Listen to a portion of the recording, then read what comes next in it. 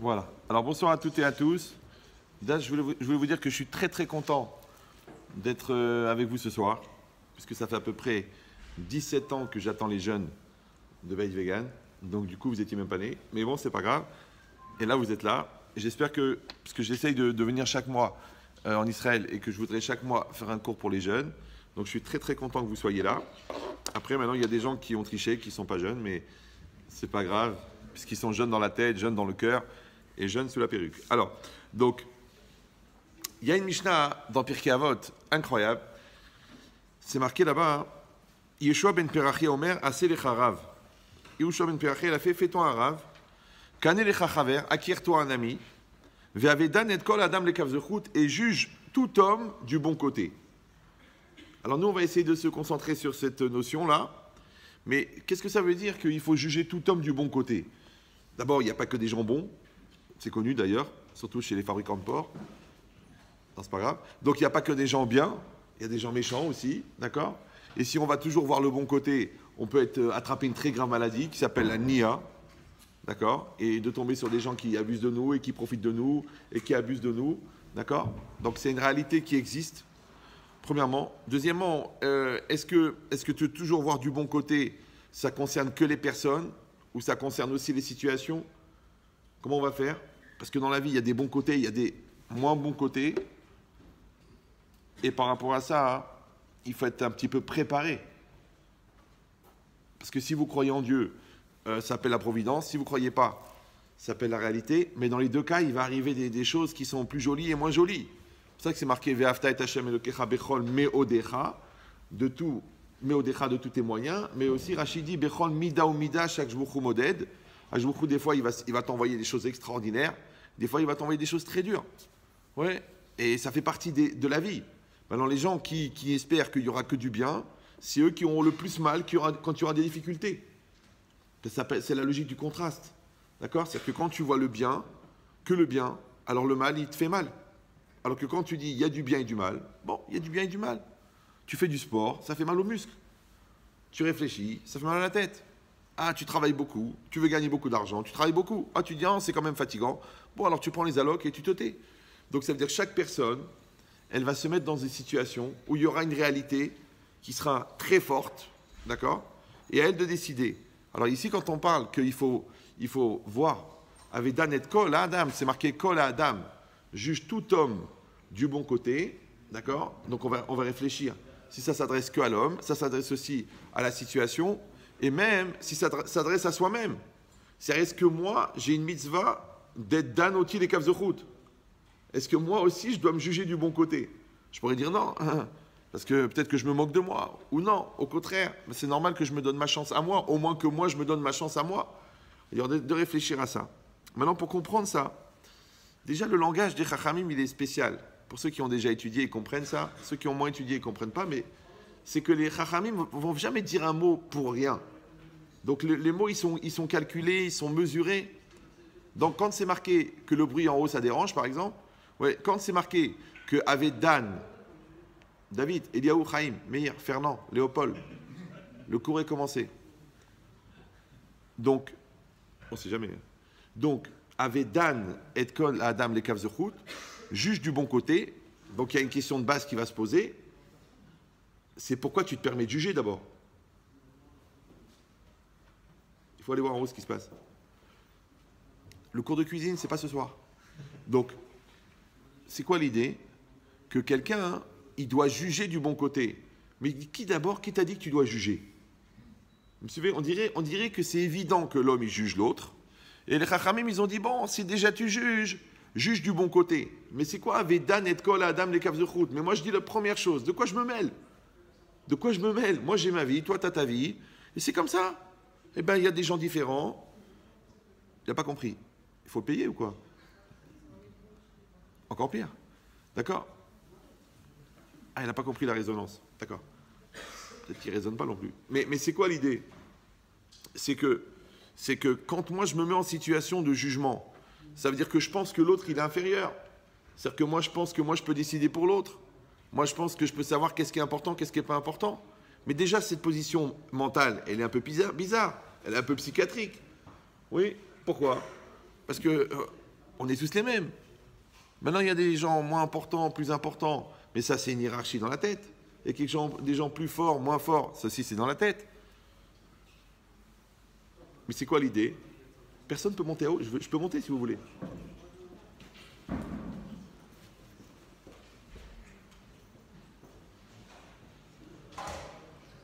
Mais c'est quoi l'idée? L'idée, c'est que, qu'est-ce que ça veut dire? Avedan et kol adam le kavzechut, oui, comme si c'était obligatoire de juger. Alors en vérité, le problème, et ça c'est la lecture un petit peu psychologique du problème, c'est qu'au fond, on juge les autres. C'est que notre regard, il regarde l'autre, il juge l'autre. Pourquoi? Parce que tant que quelqu'un n'a pas atteint ce qu'on appelle en français l'autonomie existentielle, ouais, le fait d'exister par soi-même, ou ce qu'on appelle en hébreu Baal Bechira, quelqu'un qui maîtrise son libre arbitre. Donc, tant qu'on n'est pas comme ça, malheureusement, on va tout le temps avoir besoin de se situer par rapport à l'autre. D'accord? Alors, je veux dire, celui-là, il est plus intelligent, celui-là est moins intelligent. Ah, celle-là, elle est belle, moi, je ne suis pas jolie. Et celui-là, il est riche, et celui-là, et moi, je suis pauvre. On se sent tout le temps obligé de se situer, comme s'il y avait un espèce de combat, que toi, tu as ta place, et moi, j'ai ma place, et on va voir qui c'est qui va gagner. Un peu comme dans la connaissance. C'est très bizarre à l'école, quand le prof, il vous dit, bon, bah, maintenant, on va travailler sur les logarithmes. Oh, les logarithmes, oh monsieur, oh non, c'est compliqué, oh, c'est difficile, oh, je préférais les soustractions. Tu dis maintenant, on attaque les logarithmes, d'accord? Après, on fait la leçon, après, on fait les exercices, après, on fait les interros. Et le gars dit alors, c'est quoi les logarithmes? Oh, c'est nul, oh, c'est dit à ses copains, oh là là, c'est t'angoisses pour rien, c'est nul, c'est nul. Je crois pas, pourquoi un truc qui te stressait, maintenant tu trouves ça nul? Ou tu dis c'est impossible, on n'y arrivera jamais, plutôt mourir que d'atteindre ce niveau, et d'un seul coup, tu sais rien, mais c'est nul, c'est rien. C'est pareil dans tout, d'accord? On te dit, bon, tu vas travailler là-dedans. Oh, attends, je stresse, ok, j'ai une école d'ingénieur, mais c'est difficile. Après, quand tu travailles, 6 mois, 1 an, c'est rien. Quand tu prépares la bar mitzvah, tu dis, il y a ça, il y a ça, il y a ça, il y a ça. Et après, à la deuxième bar mitzvah, tu dis non, tu dis à ta copine, t'angoisses pas, tu fais une liste, tu coches, c'est rien.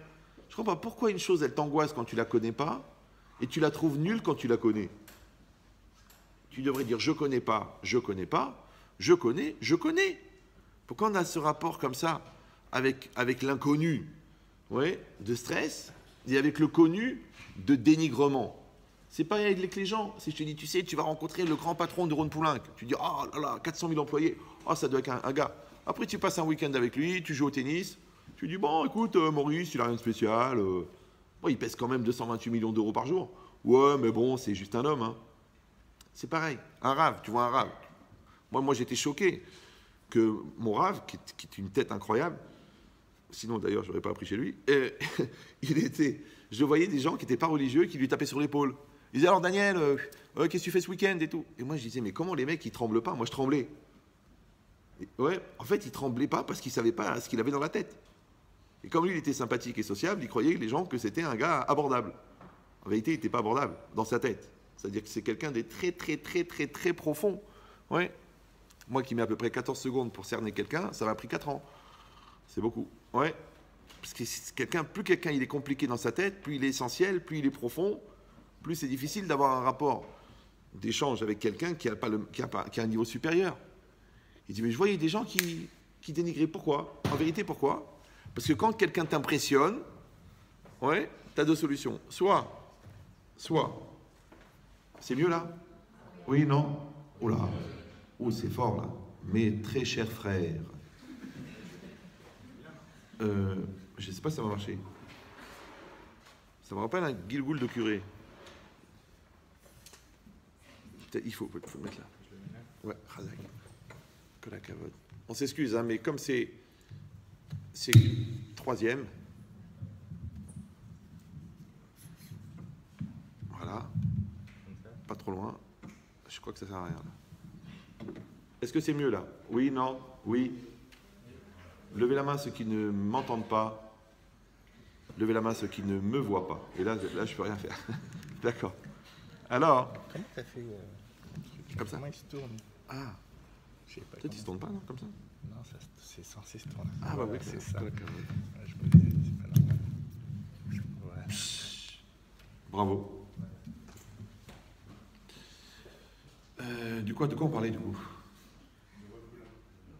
De refoula? Ouais. Non, ça veut dire quoi?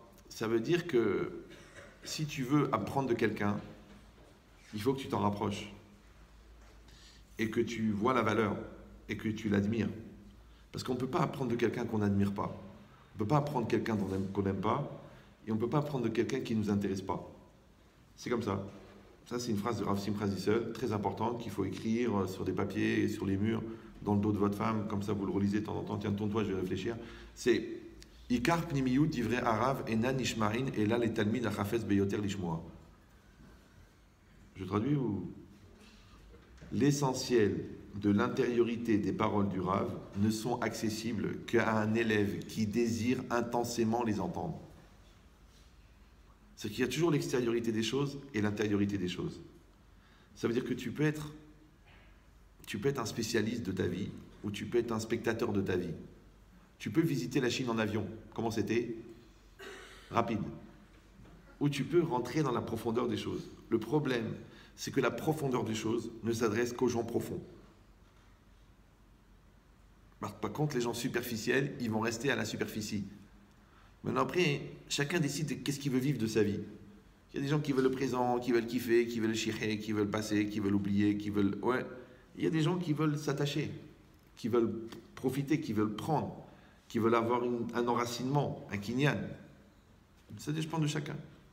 Alors Hachem, il fait rencontrer des gens, de temps en temps, qui sont affolants, qui sont importants, qui sont intéressants, qui sont bouleversants. Le problème, c'est que le degré de profit que tu vas avoir de la personne, elle va dépendre de ta soif au départ. Parce que les gens intéressants, ouais, ne sont intéressants que pour les gens intéressés. Maintenant, les gens intéressants eux-mêmes, ils sont intéressants parce qu'eux-mêmes sont intéressés. Donc en fait, c'est un dialogue entre personnes intéressées. Maintenant, toi, tu dois entretenir l'intérêt chez la personne pour qu'elle s'intéresse. Et ça, tu peux le faire que si tu es intéressant. D'accord? Et elle-même, elle ne pourra toucher ce qui est vraiment intéressant chez toi que si elle-même, elle s'intéresse. Donc ça tourne en rond. Oui? Et ben c'est exactement pareil dans la vie. Si toi, tu veux vivre autre chose que la superficialité, si toi, tu veux être autre chose qu'un consommateur, si toi, tu veux être autre chose qu'un spectateur, il faut que tu rentres dans la réalité. Maintenant, quand tu vas rentrer dans la réalité de ton rêve, tu vas rentrer dans la perception de ton couple, tu vas comprendre ce qui se passe chez tes enfants, tu vas savoir ce qui se passe dans ton corps. Là, tu commences à devenir vivant. Mais si ça ne t'intéresse pas, parce que ça te prend la tête, parce que tu n'as pas les nerfs, parce que d'être un CON quelque part, c'est une marque, c'est dommage, parce que tu vas passer à côté de choses tellement importantes, tellement énormes, que c'est chaval, que le jour où tu vas te réveiller, les 3/4 sont passés. Parce qu'il faut savoir que la prise de conscience, quand elle n'est pas volontaire, c'est que c'est l'Yetzirah qui te laisse. Et si l'Yetzirah il te laisse prendre conscience, c'est que déjà trop tard. Monsieur vous, non? C'est comme les gens qui se tassent, qui disent « Ah, j'ai une boule, oh, c'est rien. » Puis un jour, ils vont chez le docteur, ils disent « Écoutez, docteur, j'ai une boule. Je pensais que c'était la digestion. » Le gars, il dit « Non, c'est une tumeur, mais elle est grosse comme un pamplemousse. » Alors tu dis « Mais qu'est-ce qu'on peut faire ?»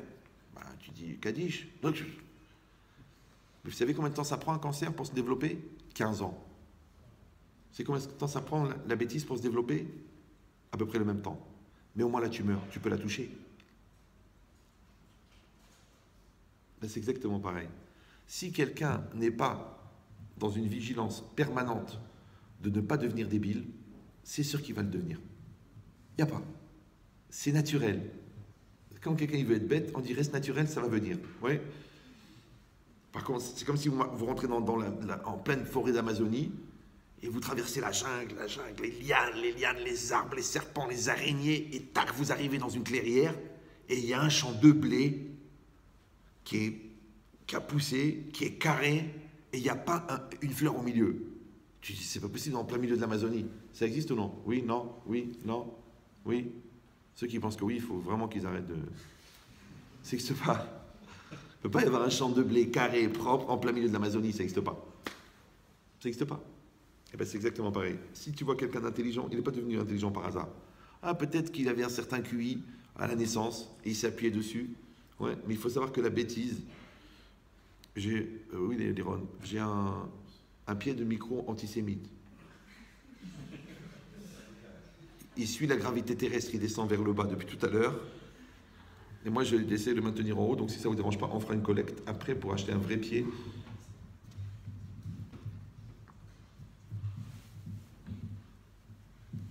Là, je lui fais mal, là, j'espère qu'il ne va pas m'en vouloir. Donc c'est quoi l'idée? L'idée, c'est ce qui est marqué ici, que de toute façon, un homme, qu'on le veuille ou non, ouais, il juge. Pourquoi? Parce que l'œil, il juge, l'œil, il jauge, d'accord? Vous voyez un meuble, la couleur, elle vous plaît pas. Vous rentrez quelque part, l'ambiance, ça vous intéresse pas. La tête de la personne, tu dis je le trouve pas, je le sens pas, il me plaît pas. Donc c'est quoi l'idée? C'est que de toute façon, notre œil, il fabrique ça. Alors pourquoi, encore une fois? Parce qu'on est dans un conflit d'existence. Que l'autre, il existe et moi, j'existe. Et moi, j'ai l'impression que l'autre, en existant, m'empêche d'exister. Donc comment je vais faire? Je suis obligé de le rabaisser. Ça s'appelle la mégadel et asmo al kalon travero. Celui qui va se grandir en rabaissant l'autre. Et ça, c'est un phénomène physique incroyable. Vous savez que le niveau de la mer, c'est le niveau zéro. Vous savez ça?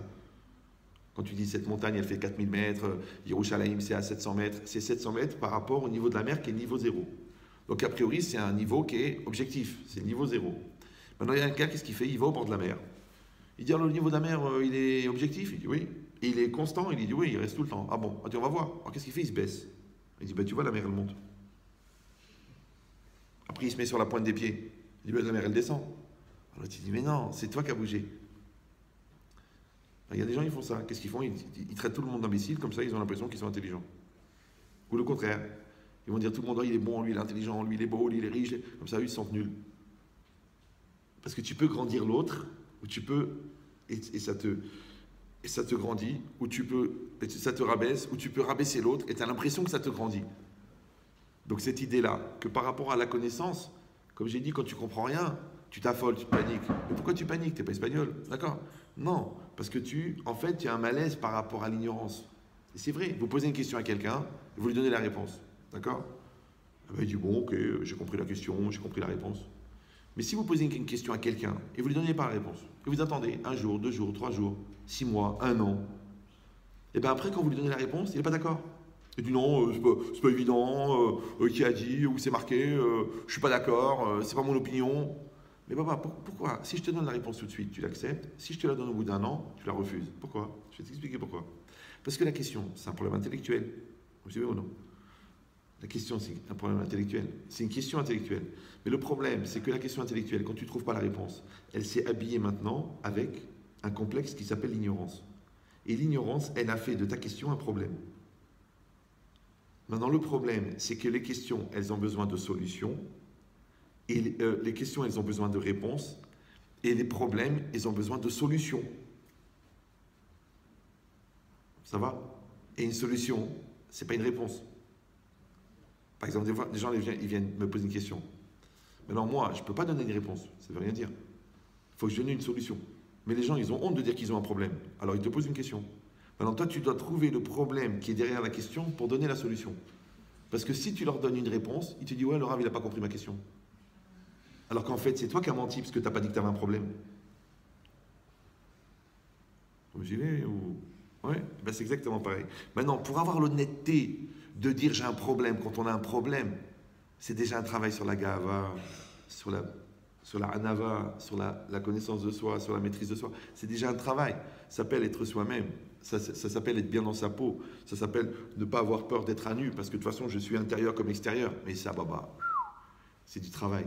Mais les 3 quarts des gens, ils ne font pas ce travail. Donc, ils ont une distance entre leur être intérieur et l'être extérieur. Donc, ils ne vont pas dire qu'ils ont un problème. Ils vont dire qu'ils ont une question. Et toute la vie, c'est pareil. Une fois, on était à la fin d'un séminaire, et il y a un monsieur comme ça, 60 ans, un ashkénaze, assimilé, mais pas assimilé, debout-milé, ça veut dire loin, loin, loin. Il s'assied à côté de moi, il me dit qu'est-ce que vous pensez de la 6 millions de morts, la Shoah? Je lui ai dit, écoutez, j'ai rien à penser, parce que le Razonich, il dit qu'à partir d'un certain niveau d'horreur, il n'y a plus de réflexion, c'est que de l'émotion. Donc ça ne sert à rien de réfléchir. Bon, il est parti. À la fin au symposium, ils ont dit alors chacun il donne son avis.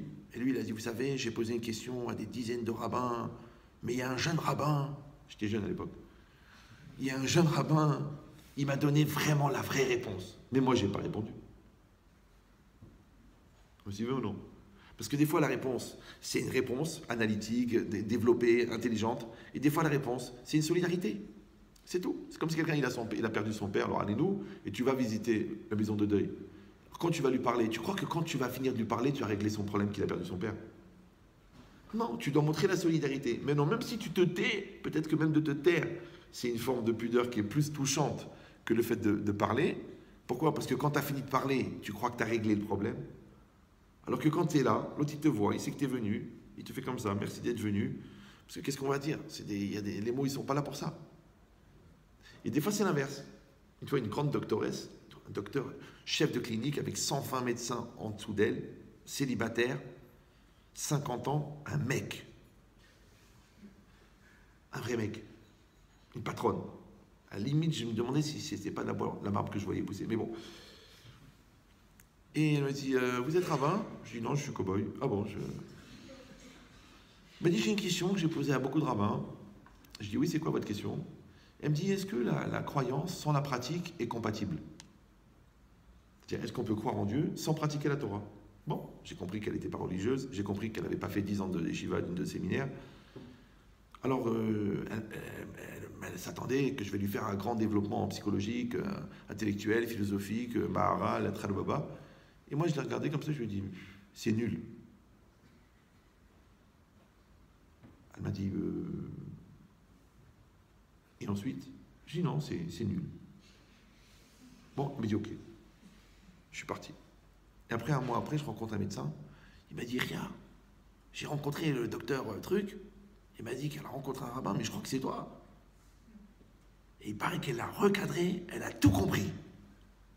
Pour la première fois de sa vie. Pourquoi?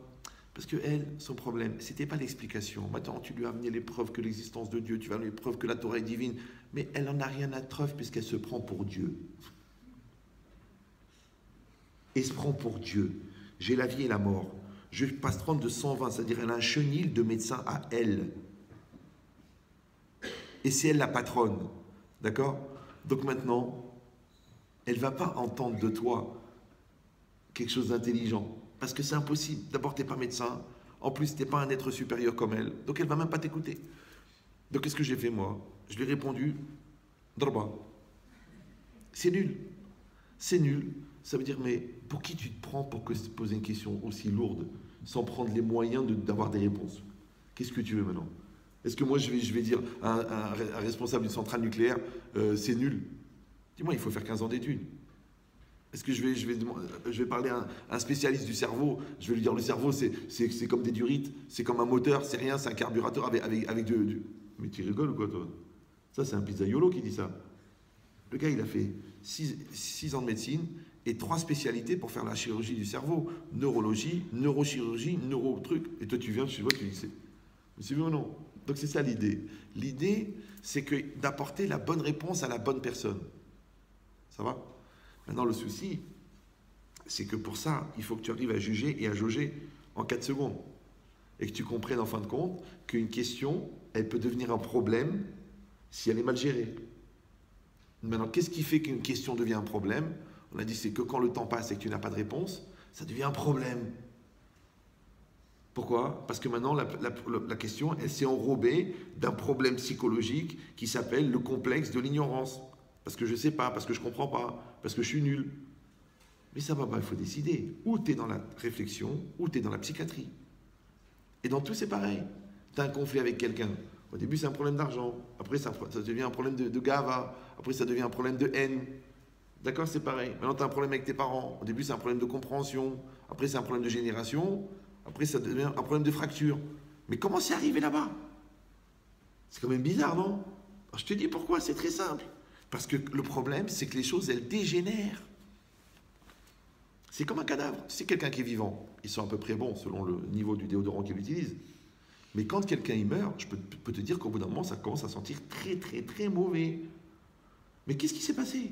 Qu'est-ce qui s'est passé? On a mis des produits dedans. On l'a pourri. On l'a sali. Non! Il a dégénéré. Vous me suivez ou...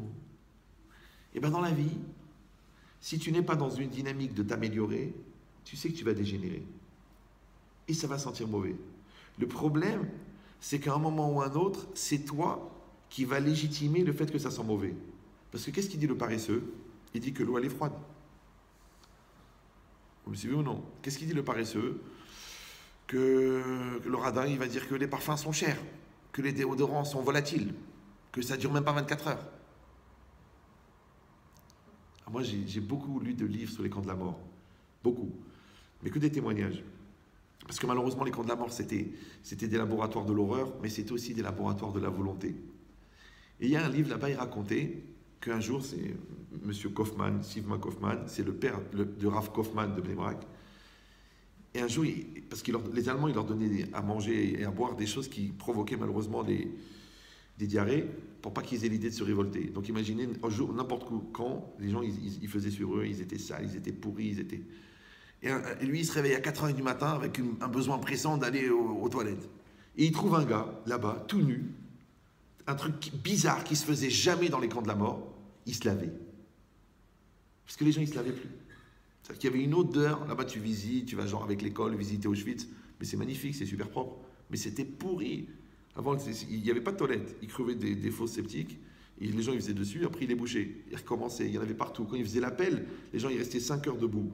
Ils faisaient sur eux. Il y avait une odeur, mais impossible à supporter. Et le gars, à 4 heures du matin, il a une pierre parce qu'ils n'ont pas de savon, et l'eau elle est glacée, parce que c'est en Pologne, et il se lave. Alors lui, il le regarde comme ça, et il dit, mais qu'est-ce que tu fais à te laver? Ça sert à rien de te laver, de toute façon, dans 2 heures, tu vas être à nouveau sale. Ouais. Et il leur a répondu une chose incroyable. Il lui a dit, ils nous ont enlevé la liberté. Ils nous ont enlevé nos familles. Ils nous ont enlevé l'espoir. Mais ils ne vont pas nous enlever la dignité. Je ne sais pas si vous comprenez. Ouais. Maintenant, vous croyez que les camps de la mort, c'est les barbelés, c'est les nazis. Non, il y a plusieurs sortes de camps de la mort. La bêtise, c'est un camp de la mort. La lourdeur, c'est un camp de la mort. La paresse, c'est un camp de la mort. Ouais. La goyoute, c'est un camp de la mort. La drogue, c'est un camp de la mort. La bêtise, c'est un camp de la mort. Il y en a beaucoup des camps de la mort. Maintenant, le pire des camps de la mort, c'est pas le camp de la mort qui est autour de toi, parce que celui-là, tu peux t'enfuir. C'est le camp de la mort qui est dans ta tête. Celui-là, c'est le pire. Vous me suivez ou non? C'est que le vrai nazi, c'est l'Yetzirah. C'est pour ça que Mitzrayim en hébreu, ça veut dire l'Égypte. Et Metzarim en hébreu, ça veut dire limite. Et Paro, c'est qui Paro? C'est Péra. Et Péra, c'est la bouche mauvaise. Et la bouche mauvaise, c'est quoi? C'est une voix à l'intérieur de toi qui te conseille des choses qui ne sont pas bonnes pour toi. Et que tu le sais, mais tu les fais quand même. Donc en vérité, quand c'est marqué dans la Haggadah que celui qui n'est pas sorti d'Égypte, il y est encore, mais il a raison. Celui qui a écrit la Haggadah, il a raison. Parce que celui qui ne s'est pas donné les moyens de sortir de ses limites, il est encore dans ses limites. Et ça ne s'arrangera jamais. Parce qu'il ne s'est pas donné les moyens de sortir de ses limites. Peut-être je vais le tenir, laisse tomber. Je crois pas qu'il se... Ouais. Ah, tu crois que c'est la longueur? Ah, t'as raison, alors viens, on l'approche. Excusez-moi, on est en pleine mise en place. Que la cavote. T'as la barbe plus courte, mais tu raisonnes mieux. Pourtant, j'ai le bras long. Ça, c'est bon. Donc, qu'est-ce qui est marqué ici, Rabotai? C'est marqué une chose très très importante. C'est marqué que chacun doit décider s'il veut sortir d'Égypte ou non. Moi, j'ai raconté ça plusieurs fois, que quand j'étais jeune, 13-14 ans, j'étais pas religieux. D'accord? On allait en bus à la synagogue et je comprenais pas pourquoi les gens ils allaient à pied. Je disais, mais ils sont bêtes ou quoi? Mais on allait à la synagogue, mais on allait en bus. Bon, on était des ignorants, on connaissait rien.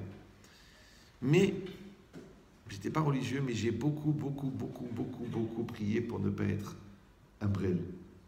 J'avais très peur. Ne pas être brel et ne pas subir des brels, pour pas dire un autre mot. Ouais. Et bien c'est ça l'idée. Parce que quand la personne, elle ne se donne pas les moyens d'être autonome, automatiquement elle est en Égypte. Pour ça on dit Ikar avodat ha-yetzara, les balbel et tadeot. Le principal objectif du Yetzara, c'est d'embrouiller l'esprit.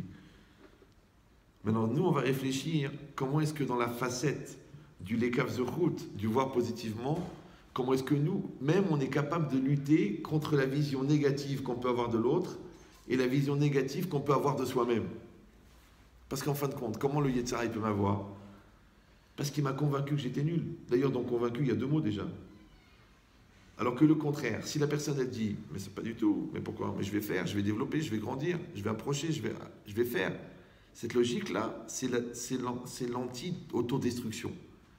Et ça, c'est le principal objectif. Le principal objectif du Yetzer Hara, c'est d'enlever la simcha et l'ibopanouille. Parce que c'est marqué Mish, en Yetzer Hara cholet et la Mish et l'ibopanouille, Vemish et eno besimcha. Le Yetzer Hara ne peut s'attaquer qu'à celui que l'ibopanouille. C'est quoi l'ibopanouille? Son cœur est libre.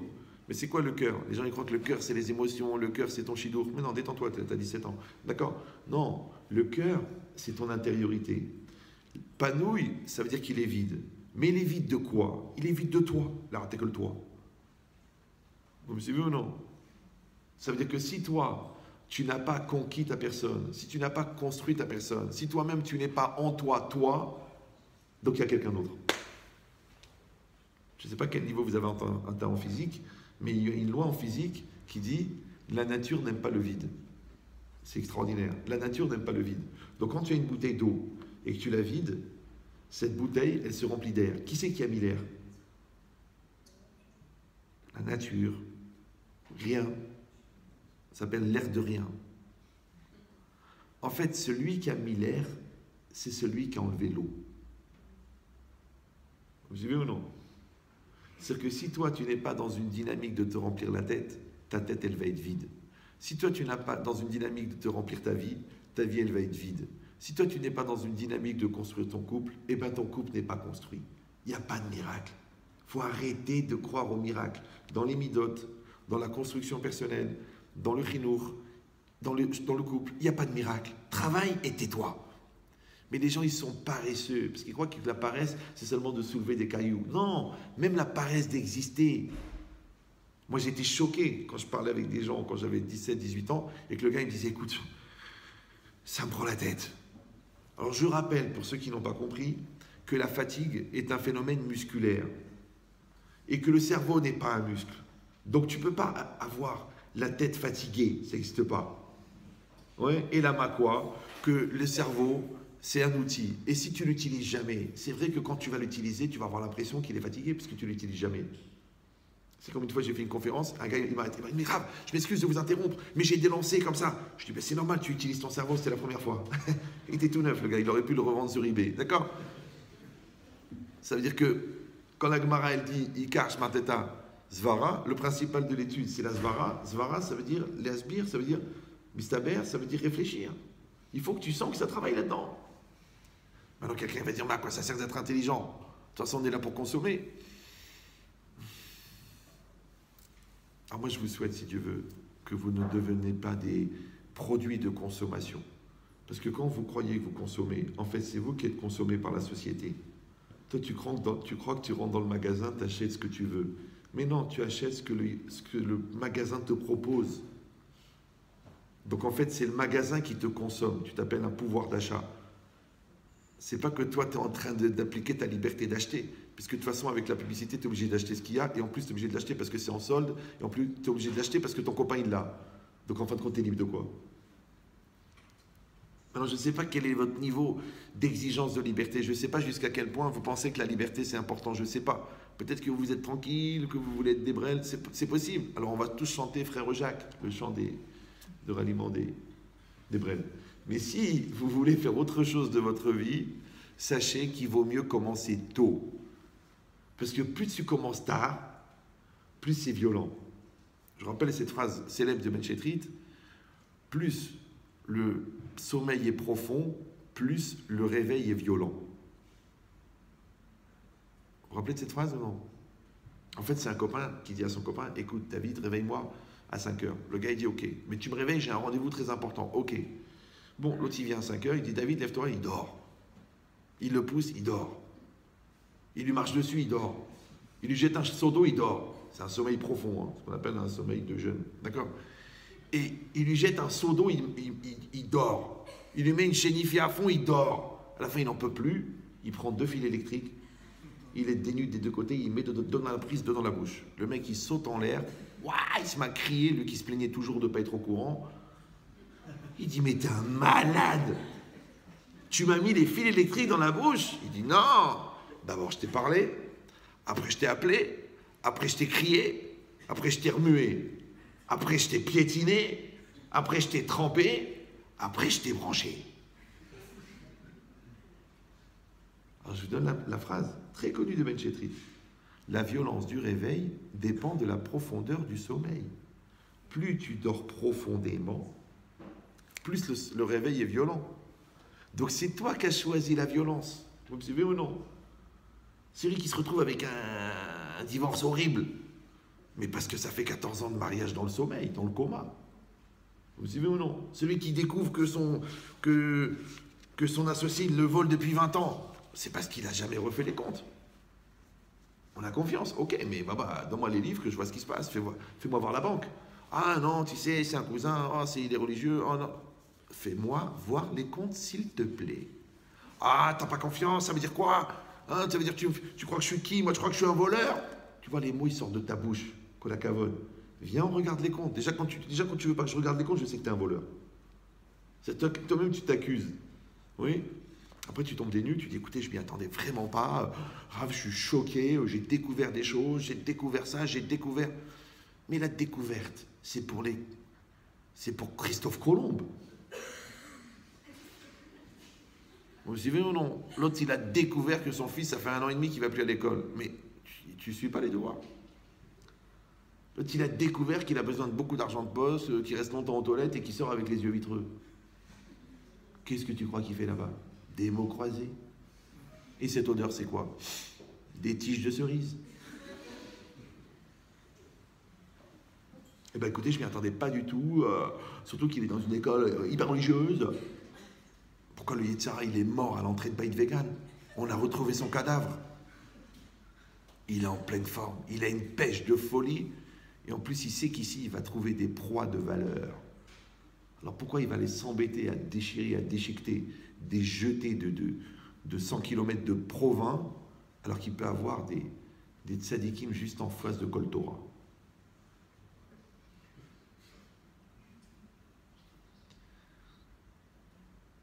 C'est-à-dire que nous, on ne connaît pas notre valeur, mais lui, il connaît notre valeur. C'est le rabbi de Lubavitch, il disait, les nazis, ils employaient 200 et 300 hommes pour aller chercher un enfant juif. Vous savez, des fois, on cachait des juifs dans des maisons, on cachait des enfants, les parents, ils étaient partis ou cachés ou déportés, et les orphelins, on les cachait dans des maisons d'orphelins goy. Malheureusement, il y avait une dénonciation, et les responsables de la maison, ils disent qu'on ne peut plus vous garder, alors enfuyez-vous. Maintenant, imagine la détresse d'un enfant de 7 ans et demi qui court dans la forêt. Et derrière lui, il y a 200 SS, les mecs qui reviennent de Russie. Ils font 1m80, ils pèsent 100 kilos. Ils ont arraché des gorges avec leurs mains. Ils le cherchent. Lui, il a 7 ans et il le cherche. Et tu prends la photo, tu dis, mais ils n'ont rien à faire, ces gars-là. Ils sont 200 en train de courir après un enfant. Mais qu'est-ce qu'il va leur faire? Ok, c'est la guerre, il y a un ennemi en face de toi. Lui, c'est un commando anglais, toi, tu as un commando allemand. Ok, c'est la guerre, ok. Mais laquelle guerre? L'autre, il a 7 ans. Il fait pipi sur lui de peur. Il court dans la forêt, il s'affole. Et l'autre, ils sont là. Moi, j'étais pas dans les camps de la mort. Hein. Mais quand je m'arrête en Allemagne et que le train s'arrête et qu'on entend Achtung, Achtung, déjà, je vais mourir. Je vais mourir, il n'y a rien maintenant, il n'y a rien. C'est juste en Allemagne, Achtung, Achtung. C'est-à-dire, je suis dans les camps de la mort. Je descends du train, je vais vers la chambre à gaz. Alors imagine l'enfant de 7 ans avec les 200 SS qui lui courent après. Alors il a dit le rabbi de Lubavitch, si les SS, ils étaient capables d'envoyer 200 personnes pour aller attraper un enfant juif, ça veut dire qu'ils ont compris la valeur d'un enfant juif.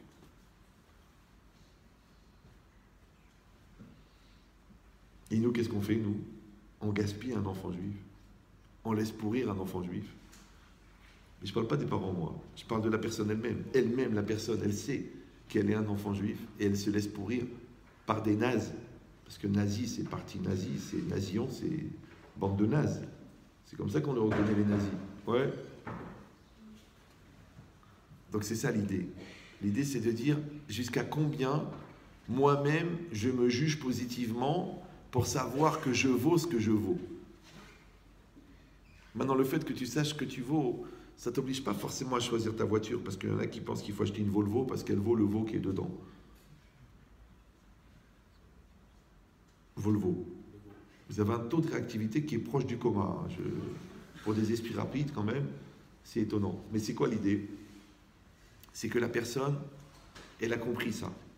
Elle a compris la valeur. Mais le problème, c'est que pour que la personne, elle comprenne la valeur, il faudrait qu'elle soit, attention, assez proche d'elle pour connaître sa valeur et assez éloignée d'elle pour se rendre compte qu'elle parle d'elle. Vous me suivez ou... Alors j'ai dit cette phrase-là plusieurs fois, même cette semaine, mais je vais la redire quand même, parce qu'elle peut vous servir.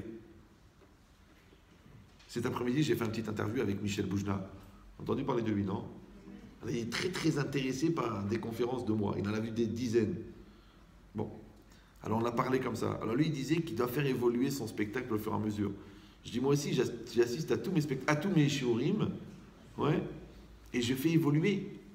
Un rabbin, il m'a dit, dis-moi, il y a 30 ans que tu enseignes, tu es encore à la mode. Je lui dis, je suis un produit évolutif.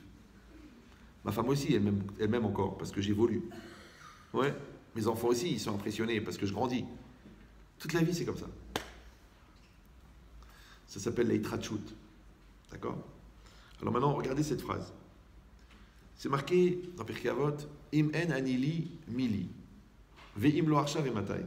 Im en ani li mili. Bon, ici tout le monde comprend l'hébreu. Donc, si je ne suis pas pour Émilie, qui est pour Émilie? C'est évident, d'accord? Im en ani li. Si moi, je ne suis pas pour moi, mi li. Qui est pour moi? Alors, cette formulation, elle est bizarre.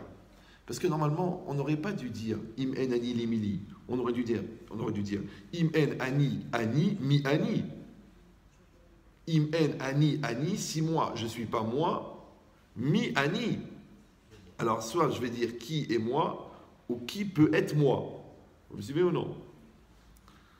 Pourquoi? Parce que un des plus grands Yetzirara qui existe, c'est d'obliger l'autre à être moi. Vous me suivez ou non? Par exemple, quand je dis à l'autre, oui, moi, à ta place, j'aurais fait différemment. Ça veut dire que je te regarde toi à travers moi. Ou tu dis, oh, toi, tu n'étais pas là quand j'ai eu besoin de toi. Ça veut dire que tu veux que moi, je sois à ta place à toi. Mais je ne peux pas être toi. Je peux t'aider, je peux te soutenir, je peux te entretenir, je peux te payer, je peux te caresser, je peux t'encourager, mais je ne peux pas être toi. Je ne peux pas. J'ai beau essayer, je ne peux pas. Pourquoi? Parce que si moi, je suis toi, tu sers à quoi, toi? Et le bon Dieu, il en a mis deux. Tu crois que c'est une doublette? C'est-à-dire que toi, tu es important et moi, je suis important. Ok.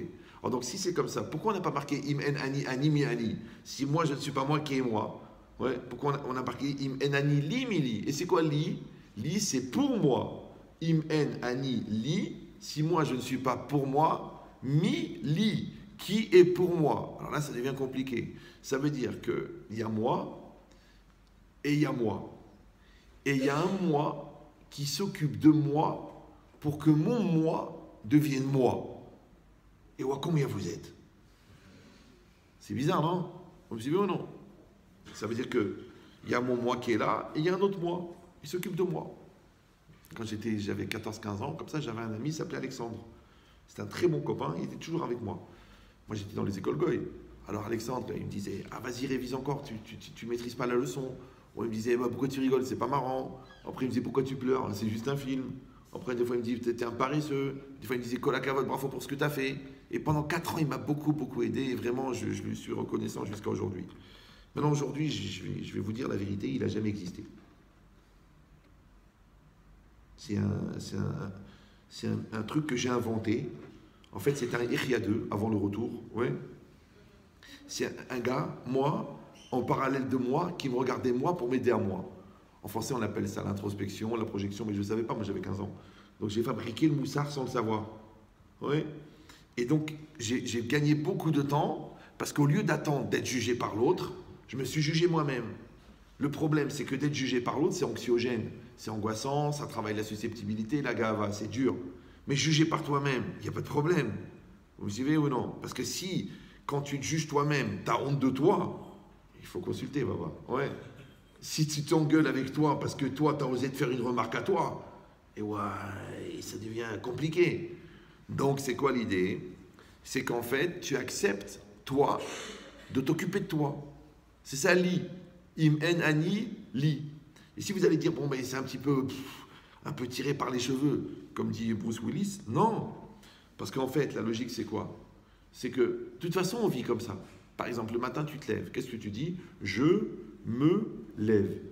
Le je qui se lève, le je, c'est qui? C'est toi. Le me, c'est qui? C'est toi. Et combien vous êtes? En fait, celui qui veut se lever, c'est le je. Celui qui ne veut pas se lever, c'est le me. Me. On l'appelle le bœuf quand on est enrhumé. Le me devient le bœuf. Ouais. Ce qui amène d'ailleurs à la bœuf, mais ça, c'est encore un autre. Bon. Toujours une question d'herbe finalement. Oh la vache. Donc c'est quoi l'idée?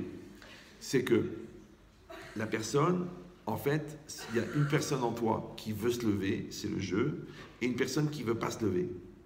Maintenant, c'est la personne qui veut se lever qui lève la personne qui ne veut pas se lever. Ça s'appelle je me lève. C'est bon? Oui. Alors maintenant, je me prends en main. En moi, il y en a un qui veut réussir ses études, qui veut réussir la yeshiva, qui veut se marier. Et il y en a un qui ne veut pas. Il est paresseux, il est lourd, il est Allah, il est blata. Donc, il y a le je et le me. Maintenant, quand moi, je me prends en main, ça veut dire que je me prends en main. Vous me suivez ou non? Voilà. Mais malheureusement, ça existe dans le sens inverse. Je me sens pas bien. Donc moi, je me donne les moyens de continuer ma dépression. J'ai une voix en moi qui me dit « Allez, tu vas t'en sortir ». Et j'ai une autre voix qui dit « Oh non, c'est vachement confortable d'être une victime parce que tout le monde te plaint, tout le monde te dorlote, tout le monde s'occupe de toi. » Tu dis « Oui, chérie, mais à 48 ans quand même, il faudrait passer à autre chose. » Jusqu'à quand tu vas allaiter? Allaite tes bêtises, d'accord? Donc c'est quoi l'idée? C'est que toi-même, tu es complice de ta lourdeur. Comme quelqu'un dit « Je sais pas, je sais pas, je sais pas, je sais pas », tu apprends. Oh, tu dis « Non, c'est pas évident. » Alors donc, arrête de te plaindre de ne pas apprendre, de ne pas connaître. Ça va? Donc tu vois qu'on vit, en fin de compte, de manière pronominale. Ouais, c'est moi qui m'occupe de moi. Je me. Alors exactement pareil. Li, c'est quoi Li? Li, c'est Annie qui s'occupe de Annie. C'est moi qui m'occupe de moi. Quand j'ai des gens qui sont vraiment en vraie dépression, qui sont à jeter comme ça à la limite devant la fenêtre en train de dire « Je dois faire un pas en avant », je leur raconte une histoire. Je dis « Je vous raconte une histoire ». Vous me dites ce que vous en pensez. C'est quoi l'histoire? Il y a un avion qui s'est écrasé dans la cordillère des Andes. C'est là-bas au Tibet, là-bas. Un endroit où il ne faut pas aller. D'ailleurs, c'est marqué à l'entrée Tibet ou quoi. Bon. Et l'avion, il est tombé. Et il y avait 50 passagers. Et il y a 48 morts. Écoutez. Il reste 2 survivants. Un homme de 30 ans et un enfant de 8 ans. Maintenant, ils ne se connaissent pas. Qu'est-ce qu'il fait l'homme de 30 ans? Parce qu'a priori, c'est un adulte. Il va voir l'enfant. Bon, il voit qu'il n'y a pas de radio, il voit qu'il n'y a pas de chauffage, il voit qu'il n'y a pas de nourriture, il voit qu'ils sont à 100 km du premier village. Il ramasse des habits, des anoraks et tout ça, il couvre bien le petit. Après, lui aussi, il se couvre bien, il se met des doubles de pantalons, des doubles de chaussures, et il commence à marcher dans la neige. Et l'enfant, qu'est-ce qu'il fait? Il l'arrête. Il dit « Monsieur, excusez-moi, où on va là ?» Et écoute, on y va. Il dit « Où on va ?» Il dit « Non, mais on va où ?» L'enfant, il dit « Écoute, on est à 100 km du premier village, il fait moins 30, on n'a pas de chauffage, on n'a pas de nourriture, on n'a pas de radio. Ça ne sert à rien de marcher. » Alors, moi, qu'est-ce que je fais? Je pose la question à la personne qui est devant moi, qui est en pleine dépression. Je dis « Mais si vous étiez à la place de l'adulte, qu'est-ce que vous auriez dit à l'enfant ?» Alors, il y a plusieurs réponses. Il y en a qui disent « Bah oui, il a raison, on va mourir. » Alors celui-là, il faut l'emmener tout de suite à l'hôpital. Il va se suicider ce soir. Bah oui, parce que vous avez compris que l'enfant, c'est celui qui ne se sent pas bien en toi, et l'adulte, c'est celui qui veut s'en sortir. D'accord? Après, il y a des gens qui disent écoutez, je ne sais pas. Donc ceux-là, ils attendent d'être pris en charge. Après, il y a des gens qui disent bah non, écoutez, on ne va pas se laisser aller comme ça, on va marcher, puis peut-être qu'on va rencontrer quelqu'un, peut-être qu'on va trouver une grotte, peut-être qu'on va trouver de quoi faire du feu. Celui-là, il va s'en sortir. Alors, vous voyez cette logique-là? Qu'en toi, il y en a un qui s'enfonce et un qui veut s'en sortir. Il y en a un qui est paresseux, il y en a un qui veut réussir. Et bien, ce double langage-là, c'est ça le lit. C'est moi qui m'occupe de moi. Maintenant, il y a une petite nuance qu'il faut faire. C'est que pour qu'il y ait un moi qui s'occupe de moi, il faut que ce moi, il existe. Je ne sais pas si vous me suivez. Il faut qu'il soit là. Il faut qu'il y ait quelqu'un. C'est pour ça que j'ai dit 1 million de fois qu'en français, le mot « personne », il veut dire personne et il veut dire personne. C'est qu'il y a une loi à l'UNESCO, il y a une loi dans la Constitution française, la loi dans la Constitution mondiale, qui s'appelle le respect de la personne. Mais comment ça se fait que le mot personne, il veut dire personne et personne? Alors je vous résume la phrase, c'est très simple. C'est comment tu peux exiger le respect qui est dû à la personne, alors qu'au fond, tu sais très bien que tu es personne. Ici, tu es personne. C'est pas grave de te tuer, puisque même en te tuant, on n'a tué personne. Puisque tu es personne. Alors tu dis, alors comment on fait pour ne pas être personne? Eh bien, pour ne pas être personne, il faut être quelqu'un. Ah bon, et comment on fait pour être quelqu'un? Eh bien, un, ça vient de unique. Donc, quelqu'un, c'est que tu développes ton côté unique. Maintenant, si tu ne développes pas ton côté unique, tu n'es pas quelqu'un, tu es quelque-onc. C'est du français aussi, ouais. Et donc, tu sors de la catégorie chacun, tu rentres dans la catégorie tout le monde.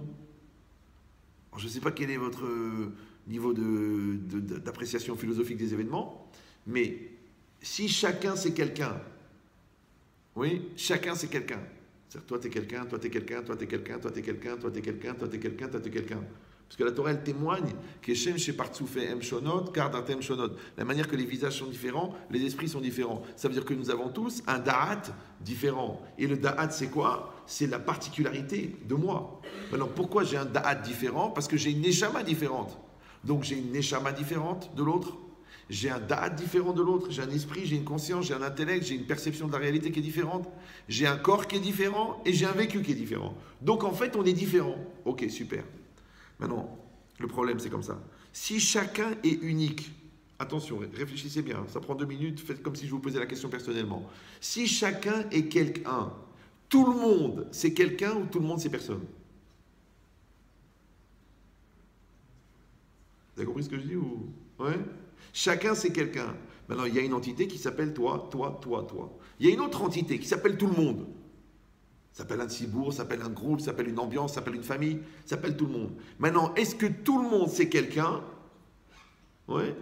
Ou non? Chacun c'est quelqu'un, mais tout le monde c'est personne. Qu'est-ce que vous en pensez? Tout le monde c'est quelqu'un ou personne? N'ayez pas peur, on est entre nous. C'est quelqu'un? Tout le monde c'est quelqu'un? Tu peux parler à tout le monde? Tiens, je vais appeler tout le monde. Mais non.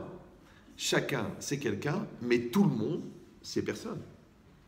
Alors la question, elle est grave. Écoutez bien ça. Et si vous n'arrivez pas à l'écouter, c'est que ça vous concerne et le Yetzar vous empêche de l'écouter. C'est que si toi, tu sais que quelqu'un, c'est quelqu'un et que tout le monde, c'est personne, comment tu espères devenir quelqu'un en faisant comme tout le monde?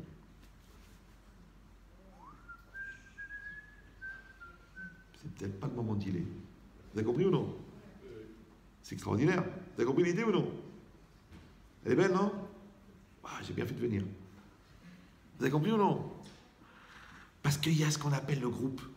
Il y a l'attirance de faire partie d'un groupe, d'un club, d'une bande, d'un gang. Ouais. Mais le gang, c'est personne. Le groupe, c'est personne.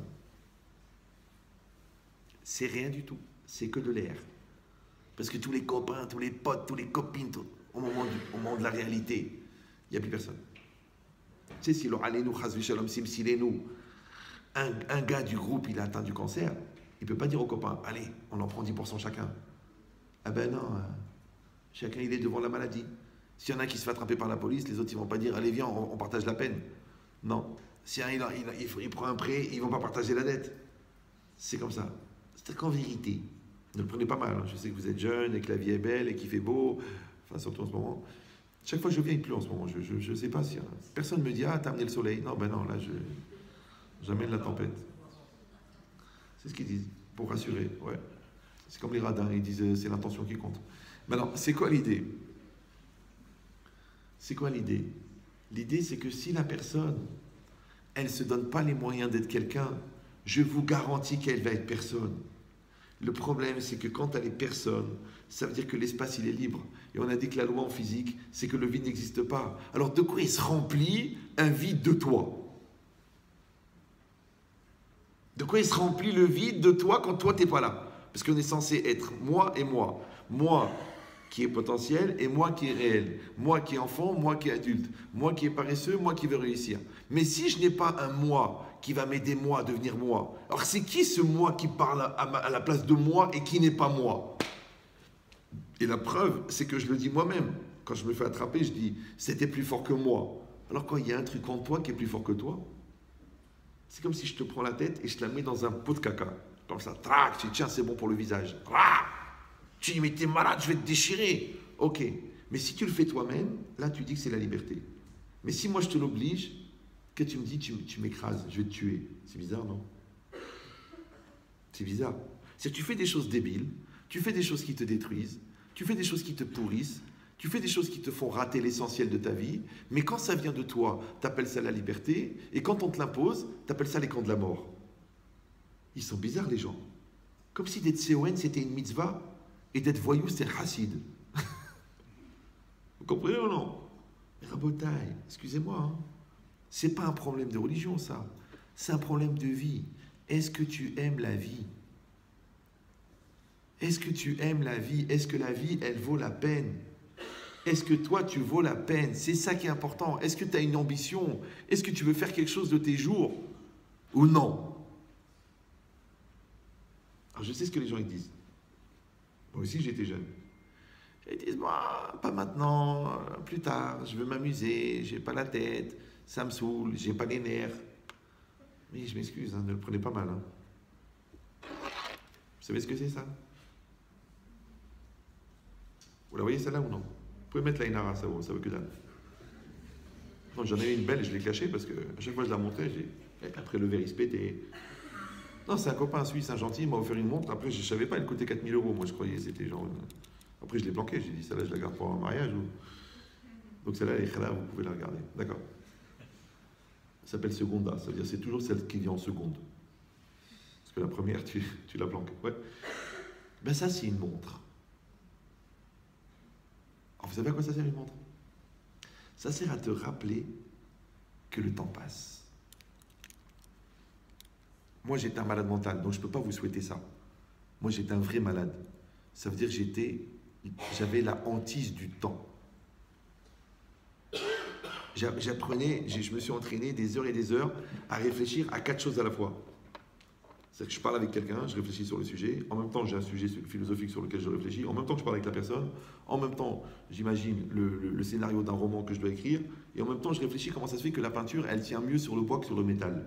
Les 4 en même temps. Pourquoi? Parce que je voulais utiliser 4 fois la même seconde. Je dis, mais à quoi ça sert? De toute façon, il faut vivre avec son temps, il faut penser à la vitesse qu'on pense. Mais j'avais peur. Pourquoi? Parce que je savais qu'à 20 ans, il allait falloir que je prenne les plus grands choix de ma vie. Et c'est là que je vais être brêle. Parce que rappelez-vous qu'entre 15 et 21 ans, tu choisis ton niveau intellectuel. Parce que je peux vous dire que si tu n'as pas fait 3-4 000 équations, ou si tu n'as pas fait 500 dapim en Youn, tu es un Ahmar. C'est pas grave, il en faut. Et qui c'est qui va laver le parterre? C'est normal, d'accord. Après, qui c'est qui va acheter au détail? Si tout le monde devient grossiste, donc c'est normal, d'accord. Donc, si tu n'as pas développé ton niveau intellectuel, après, en fonction de ça, tu ne vas pas développer ton niveau professionnel, parce que c'est dur de rentrer dans une école d'ingénieur quand tu dis que 2 x 6, ça fait 22. C'est compliqué. Tu ne peux pas non plus être un Talmid Chacham, parce qu'il faut quand même un cerveau qui fonctionne régulièrement et assez puissamment. Donc, en fonction de ton niveau intellectuel, tu as choisi tes études. En fonction de ton niveau spirituel, parce que tu as fait tchouva ou tu n'as pas fait tchouva. Tu es avec Hachem ou pas avec Hachem. Alors, je rappelle que ceux qui sont avec Hachem, Hachem s'occupe d'eux. Ceux qui ne sont pas avec Hachem, Hachem les inclut dans la globalité, ce qu'on appelle Hashgacha Klalit, de tous les pathos. Maintenant, tu peux avoir une Hashgacha de pathos en plein Bnei Brak. Je dis non, Shalom, c'est vidéo. El Mazali Israël. Va étudier au lieu de parler de n'importe quoi. Le Sforno, il dit Rov Uma Israéli Tachat Mazal. La majorité du peuple d'Israël est soumise au Mazal. Parce que c'est quoi le Mazal? Le Mazal, c'est que quand tu n'entretiens pas une relation particulière avec Dieu, Dieu, il entretient une relation générale avec toi. Donc, ça veut dire que quand tu ne veux pas être quelqu'un, tu deviens personne. Et personne, c'est qui? C'est tout le monde. Maintenant, Dieu, il a une manière de gérer tout le monde et une manière de gérer quelqu'un. Maintenant, si toi, tu es unique, il va s'occuper de toi de manière unique. Si toi tu dis non, moi je suis un citoyen du monde, je suis une particule dans l'univers, je suis rien, eh ben on a une gestion du rien. On va s'occuper de rien, puisque tu penses que tu es rien, même moins que rien, ce qui est très difficile à définir au niveau quantité. Ouais. Il dit maintenant, de quoi je parlais juste avant? Décision. De Entraîne ou voie intellectuelle. Voilà. Donc entre cet âge-là, 15, 16, 17, 18, 19, 20, tu définis ton niveau intellectuel, ton niveau spirituel de Rouhaniout. En fonction des deux, tu vas décider de ton métier, de ton choix de vie. En fonction des trois, des gens que tu côtoies, parce que c'est très rare qu'un ingénieur en agro-chimie, il se marie avec une coiffeuse, parce que de quoi ils vont parler? D'accord? Après, en fonction de ça, les gens que tu côtoies, en fonction des gens que tu côtoies, la personne que tu épouses, en fonction de la personne que tu épouses, les enfants que tu auras. Tout ça entre 15 et 21. Qu'est-ce qu'il fait l'Yetzer Hara? Il te déchire la tête entre 15 et 21. Du coup, les études, tu les as pas fait. La yeshiva, tu n'as pas profité. Les gens que tu as côtoyés, ils t'ont aidé à découvrir des choses incroyables. La personne que tu as côtoyée, tu es obligé de l'épouser parce qu'elle est enceinte. Qu'est-ce que tu veux faire? Mais c'est Narmara, qu'est-ce que tu veux? Il en faut des vaches. D'accord. Et après, les enfants que tu vas avoir, mais d'où ils sortent ces brels? Mais d'où ils sortent les brels? Les brels, ils sortent des brels. Parce que les pommiers, ils font des pommes, les poiriers font des poires, et les hmariers, ils font des hmar. Alors tu dis, mais c'est grave. C'est-à-dire que toute ma vie, elle est décidée en 5 ans. Baruch Habba Bekom, bienvenue au club des conscients. Pourquoi je vous dis ça? C'est pas pour vous prendre la tête.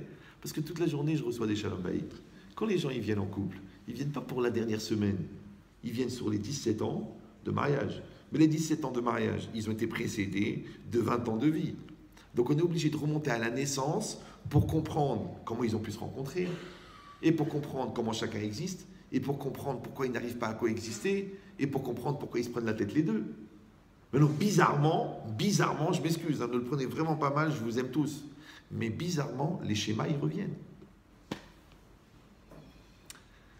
Ah ben oui, vous croyez en Dieu?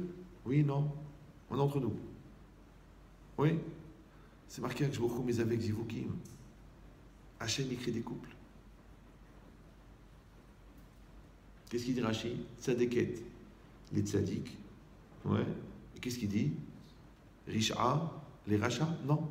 Il dit Proutsa, les rachas. Rashi dans Sota d'Avbet. Même un gars pas intelligent, il peut dire d'Avbet. Ouais. Pourquoi Rashi, il a dit Tzadeket, les tzadik, et il n'a pas dit Risha, les rachas? Il aurait dû dire Tzadeket, une fille juste, une tzadeket pour un homme juste. Il aurait dû dire une mécréante pour un mécréant. Non. Pourquoi il a dit Proutsa? C'est Rashi, hein? Non, parce que les gens disent, ouais, bon, Rachid. Non, j'ai pas dit Rachid, j'ai dit Rashi. Ouais. Pourquoi? C'est très simple. Parce qu'un rachat, c'est quelqu'un qui dépasse les limites. Et une Proutsa, c'est quelqu'un qui dépasse les limites. C'est ça, Paroutz. C'est pour ça qu'on doit. La ville la plus sale de France, du monde, c'est Paris. Qui a les mêmes lettres que Tserfat. C'est Paroutz. Vous me suivez ou non? Donc ça veut dire quoi? Ça veut dire que la personne que tu vas épouser, Baba, elle a un seul défaut. Elle te ressemble. Tu dis, mais elle est horrible. Eh ben, n'achète pas un miroir, tu l'as en face de toi. Une fois, un garçon, il est venu chez moi. Il m'a dit, Rabbi Chetrit, moi, je veux une sadéquette, je veux une fille sérieuse, je veux une fille de famille, je veux une fille pure. Et bien sûr, comme vous l'avez bien compris, une première main. Je lui ai dit, mais toi, t'es qui toi? T'es le fils du Stapler? T'es qui? Il m'a dit, non, moi, j'ai vécu ma vie, je me suis amusé, j'ai déliré, j'ai khladédé, j'ai trédédé, mais je pense que le bon Dieu, il doit m'envoyer quelque chose de bien. Je dis, mais t'as fait tchouva? Il me dit, pas vraiment. Je dis, pourquoi le bon Dieu va t'envoyer une fille sérieuse puisque t'es pas sérieux? Il m'a dit, pourquoi pas? Il paraît que si on demande, on peut tout avoir. Je dis, moi, je vois pas le rapport. Parce que, ok, pour toi, c'est une affaire, mais elle, la pauvre, pourquoi elle va tomber sur un tordu? Sous prétexte que monsieur, il a des exigences. Un tordu, il peut acheter une Maserati, mais un tordu, il ne peut pas acheter une Sadeket. C'est comme si tu vas dans une banque et tu dis bonjour, je voudrais de l'intelligence. Elle dit non, bah, repassez, c'est pas en solde. Ouais. Bah non, ça s'achète pas. Je vais vous dire un secret, tout ce qui a de la valeur ne s'achète pas.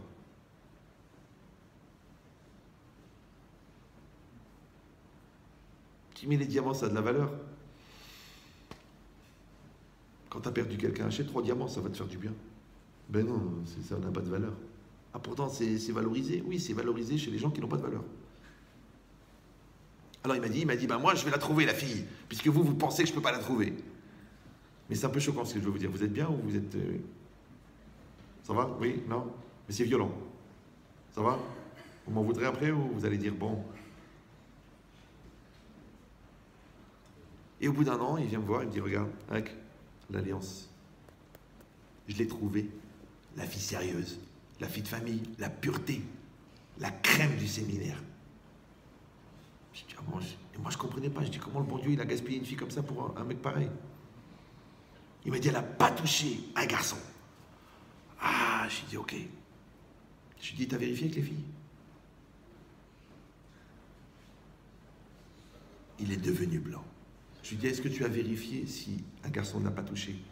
Mais est-ce qu'une fille l'a touché? J'allais dire, je vous ai dit que ça allait être violent. Il est devenu tout blanc. Il revient 3 semaines après, il me dit, ah ben vous avez raison, vous m'avez maudit. Je dis, je t'ai pas maudit, Baba. Je t'ai pas maudit. Tu prends une échelle pourrie, tu montes, tu vas tomber. Qui t'a maudit? Toi, parce que tu as choisi la mauvaise échelle. Maintenant, pourquoi tu as choisi la mauvaise échelle? Parce que tu es mauvais. Pourquoi je vais te donner du bon alors que tu es mauvais? Il dit, mais c'est grave, c'est grave. Alors on est condamné. Tu n'es pas condamné. Non, tu es condamné à évoluer. Tu es condamné à grandir. Tu es condamné à changer. Tu es condamné à t'en sortir. Tu es condamné à devenir bon. Maintenant tu dis, je veux pas. Eh bien c'est pas grave, il y a un mazel pour toi. Il y a des khmarotes, il y a des voleurs, il y a des voleuses, il y a des fous, il y a des malades, il y a des pervers, il y a des débiles. Il y en a, grâce à Dieu, on a le zoo en libre accès. Toi, tu dis non, moi je veux Machéou. Alors pour avoir Machéou, il faut être Michéou. C'est vrai, moi je ne sais pas comment j'ai mérité ma femme. La vérité, je ne sais pas. Quand au bout de 3 rencontres, j'ai dit au Rav, je suis comblé. Il m'a dit, mais t'es fou, 3 rencontres. Mais non, il faut continuer. J'ai dit, moi, j'ai le diamant. Et elle, qu'est-ce qu'elle me dit toute la journée? J'ai beaucoup prié, Hachem m'a envoyé un homme extraordinaire. Mais non, c'est pas pour moi et elle. C'est juste pour vous dire que la loterie nationale, ça n'arrive pas aux gens qui jouent. Parce que quand tu joues, tu gagnes ou tu perds. Alors ne joue pas. Investis. Et quand tu investis, tu gagnes. Maintenant, les gens, ils ne veulent pas investir. Ils veulent jouer. Ils jouent, et ils perdent. Parce que sachez que la banque ne perd jamais. Sachez que le casino ne perd jamais. Sachez que la loterie nationale ne perd jamais. Pourquoi? Parce que tant qu'il y aura des pigeons, elle va s'enrichir. Maintenant, quand tu joues à un jeu où il y a une chance sur 16 millions d'avoir la réussite, d'avoir les numéros dans l'ordre, c'est pas que tu es brêle. C'est que tu es tellement paresseux que tu espères que la vie, elle va faire la chose à ta place. Ça s'appelle tirage au sort. Mais si tu veux gagner 32 millions d'euros, tu veux, emprunte 30 000 euros à des copains, lance-toi dans l'immobilier, travaille jour et nuit pendant 30 ans, et tu auras les 30 millions d'euros. Tu les auras, pourquoi pas? Mais pourquoi pas? Tu veux finir le chasse? C'est DAF après DAF. Vas-y, fais-le. Ah, c'est pas évident, il y a des dapim plus longs, plus épais, des fois il y a des mots en araméen. Ok, je comprends pas, tu as appris le japonais pour faire du commerce. Et finalement, tu as travaillé dans la restauration. Et quand je te dis d'apprendre l'araméen, tu me dis à quoi ça sert? Donc toute la vie, c'est comme ça. En fait, la vie, vous avez compris maintenant, c'est les moyens que tu te donnes pour devenir toi. C'est les moyens que tu te donnes pour devenir un serviteur d'Hachem. Et serviteur d'Hachem, c'est ça la vraie liberté. Toujours les gens ils me disent, oui mais Rabban Chetrit, est-ce que vous ne pensez pas que la religion c'est une forme d'obscurantisme, une forme de blocage, une forme de névrose? Je dis, mais t'as vu ma gueule? Tu m'as déjà vu faire la tête? T'as vu que je me suis écroulé devant une situation? T'as pas vu que le gars qui te soigne, c'est moi qui le soigne? C'est quand même bizarre, non? Moi, j'ai pas fait d'études de psychologie. Et toi, le mec qui te soigne, il m'appelle pour que je le soigne. Alors j'ai dit, c'est qui le malade? Donc tu es soigné par un malade, et moi je soigne le malade qui te soigne. Et moi je suis mal dans ma taux. Tu m'as vu, moi, être mal, tu m'as vu être tordu, tu m'as vu être stressé, tu m'as vu. Alors, comment j'ai fait? J'ai travaillé. C'est pour ça que je vous ai parlé de l'âge. Bon, maintenant, je ne sais pas si moi je suis une règle, j'en sais rien, si je suis un conseil, je ne sais pas. Mais moi, j'ai commencé à 13 ans. 13 ans, avec des proverbes débiles, des proverbes débiles. Genre, si tu vois un géant, regarde bien si ce n'est pas l'ombre d'un pygmée.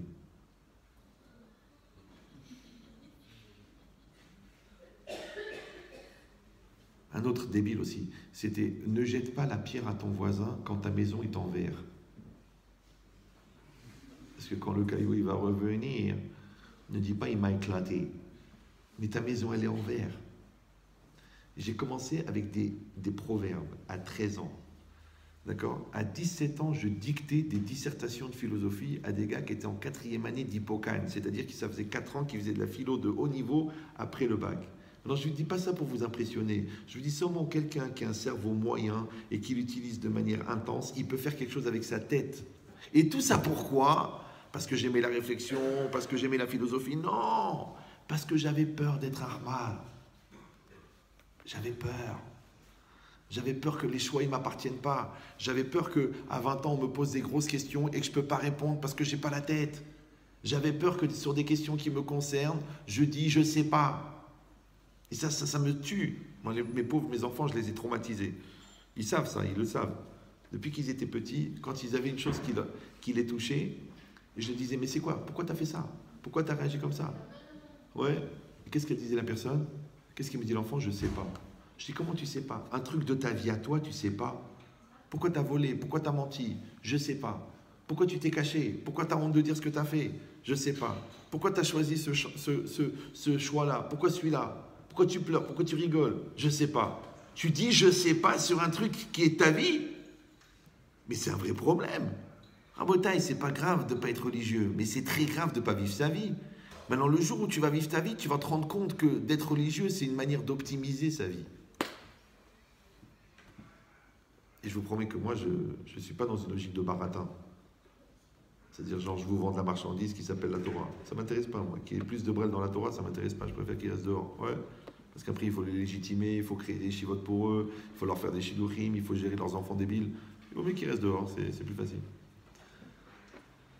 Quand j'ai commencé à retourner un peu à la synagogue et tout, alors à l'époque, il y avait l'ambiance, c'était très, très, très à la mode, les Chabad.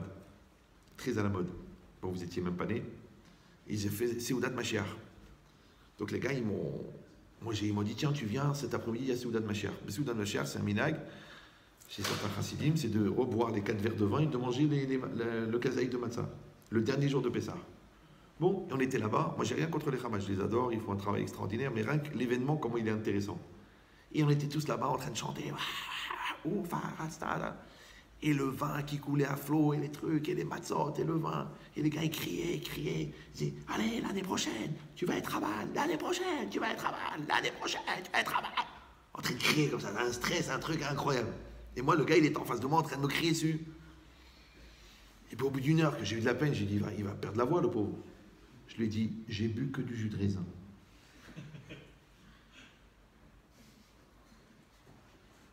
Vous me suivez ou non? Donc, je n'ai pas désiré être embourbé et je ne vais pas vous embourber. Vous me suivez ou non? Moi, pour moi, les élèves, c'est comme les enfants. Et si je ne vais pas planter un enfant, je ne vais pas planter un élève. Alors des fois, ça ne fait pas plaisir aux garçons, ça ne fait pas plaisir à la fille, des fois, ça ne fait pas plaisir à ses parents parce qu'ils auraient préféré qu'on les manipule plutôt que de les orienter vers la maturité.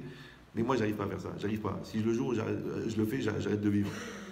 Donc la vie, c'est une proposition. On vous donne des outils, on vous donne de l'énergie, on vous donne de l'amour, on vous donne une chorma incroyable parce que vous n'avez même pas idée de la puissance de la chorma de la Torah. Et je ne parle même pas de la Torah, je parle déjà de la chorma de la Torah. Parce qu'il y a la chorma et la Torah.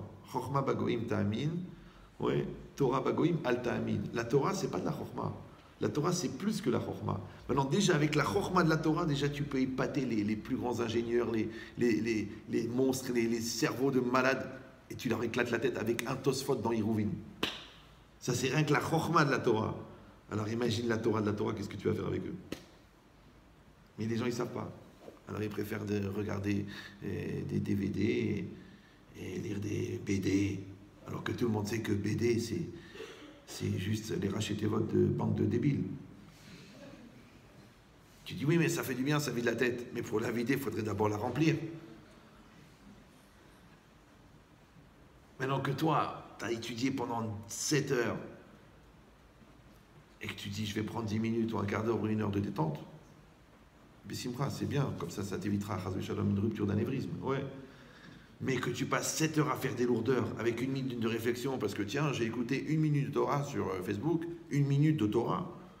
Moi, j'ai beaucoup de gens qui m'ont fait la guerre, ils m'ont dit ouais, Ria, tes cours ils sont trop longs. Pourquoi regarde l'autre, il fait 1 minute de Torah, 5 minutes de Torah, 3 minutes de lumière, 1 minute de lumière. Je dis écoute, moi je suis pas une ampoule pour faire 1 minute de lumière. Moi je te donne 1h30, parce qu'en 1h30, si Dieu veut, tu sors pas le même que t'es rentré. Mais en 1 minute, c'est rien, ça va juste clignoter comme ça. Tac, tac, tac, tac. Et t'as pas changé. Pour ça, je vois des gens, ça fait 10 ans qu'ils écoutent 1 minute de Torah, ils sont toujours pas Shomer Shabbat. 1 minute de Shalom Bayit, ils frappent toujours leur femme. Mais si tu passes 1h30 avec moi, ou tu vas mourir ou tu vas changer, un des deux. Et encore, je me suis calmé. Avant, j'étais trop violent. Il y avait des gens, ils avaient des crises d'épilepsie pendant le cours. Tellement je forçais comme ça. Je poussais. J'ai appris à doser. J'ai mis un peu de Rahmanout. Parce que moi, dans ma tête, le gars, peut-être, c'est la dernière fois de sa vie que je le vois. Il y a des gens, un cours. Ils écoutaient un cours. Il appelait l'ouragan Echia. L'ouragan Echia est passé sur Montréal. Mais c'est pas de moi, encore une fois. C'est que c'était une soif. On apprenait tellement à la yeshiva. On passait de 9h à minuit. On était remplis. On réfléchissait toute la journée. On avait Avat Torah. On avait Avat Azulat. On avait Avat Haïm. Tellement fort. Maintenant, tu ouvres la porte. Et il y a une centrale nucléaire qui te gicle en pleine tête. Tu peux pas sortir indemne. Et c'est ça le principal. C'est ça. Dvarim Ayotzi Minalev. Ça veut dire que Yesh lève. Vous me suivez ou non? Le Korah Chayut à Torah, parce qu'il y a une Chayut de Torah.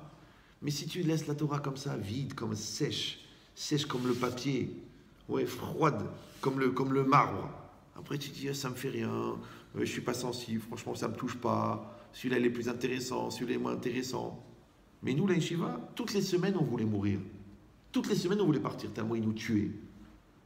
Et Baruch Hashem, aujourd'hui c'est tous des rabbanim, tous des gens forts et équilibrés. Alors des fois, c'est pas grave, c'est pas grave, c'est mieux que rien, c'est mieux que rien, c'est mieux que rien de quoi? D'être une sous-merde, c'est mieux que rien. Non, tu es un Ben Adam. Hachem, il a misé sur toi, il t'a donné une Neshama, il t'a donné la Torah, il t'a fait naître dans le peuple extraordinaire, avec une destinée incroyable, et toi, tu te permets de te pourrir, de te salir, de te polluer et de perdre ton temps et de perdre ta vie, jusqu'à ce que le Satan, il est tellement dégoûté de ta lourdeur qu'il va te laisser réfléchir et tu vas ouvrir les yeux, tu vas dire « Oh !» Mais je suis fou. Mais là, tu vas voir Christine. Tu vas voir les 2 voyous, là, les 3. Tu vas voir ta vie pourrie. Tu vas voir ton ambition ratée. Tu vas dire, mais où j'étais pendant toutes ces années? Ils appellent ça en français la prise de conscience. Comment tu veux que la moitié de ta vie, ça soit une prise de tête et l'autre moitié, ça soit une prise de conscience? Peut-être que tu peux faire une prise en main. Ça gagne du temps. Tu te prends en main. Toi, tu te prends en main. Toi, c'est ta vie à toi. Tu te prends en main. Nous, on a une chance extraordinaire avec mes frères. C'est que nos parents, ils étaient tellement pris par le travail. Ils étaient tellement pris. Ils n'avaient pas vraiment de culture. Ma mère, à peine si elle savait lire. On avait tellement la rage. Moi, je lisais 2000 pages par mois. Alors qu'il y a des gens, ils ont eu des parents tellement gentils, c'est-à-dire tellement riches, tellement équilibrés, tellement cultivés, qu'ils ont dit pourquoi je vais devenir intelligent puisqu'ils sont intelligents pour moi. Maintenant, nos parents, au Hachem, ils sont très très intelligents, mais ils ont Chokhmat Chaim. Mais ils n'avaient pas Chokhmat intellectuel, de dire maintenant je vais parler de Platon avec toi. Moi j'étais frustré de ne pas pouvoir parler de philosophie avec mon père. Mais mon père, il a fait les marchés, et il avait un petit magasin de couture pour ne pas être Mechalel Shabbat. Toute sa vie, il a donné pour nous. D'ailleurs, il n'a jamais rien eu. Il a dit, la seule richesse que j'ai, c'est mes enfants. Et nous, on veut des appartements, des immeubles. Et les enfants, Khlet al-Dunya. Ouais. Donc c'est ça l'idée. L'idée c'est que chacun, il se demande jusqu'à quel point lui-même, il doit se juger avec positivement. Oui, c'est ça, Vedanet Kol Adam Zekavsrout, juge tout homme positivement. Alors moi je te dis un truc, commence par toi. Commence par toi. Alors c'est quoi juger positivement? Encore une fois, c'est pas le niya de dire, eh ben écoute, de toute façon, eh ben écoute, tout le monde est beau, tout le monde est gentil, le Père Noël est... Non, pas du tout.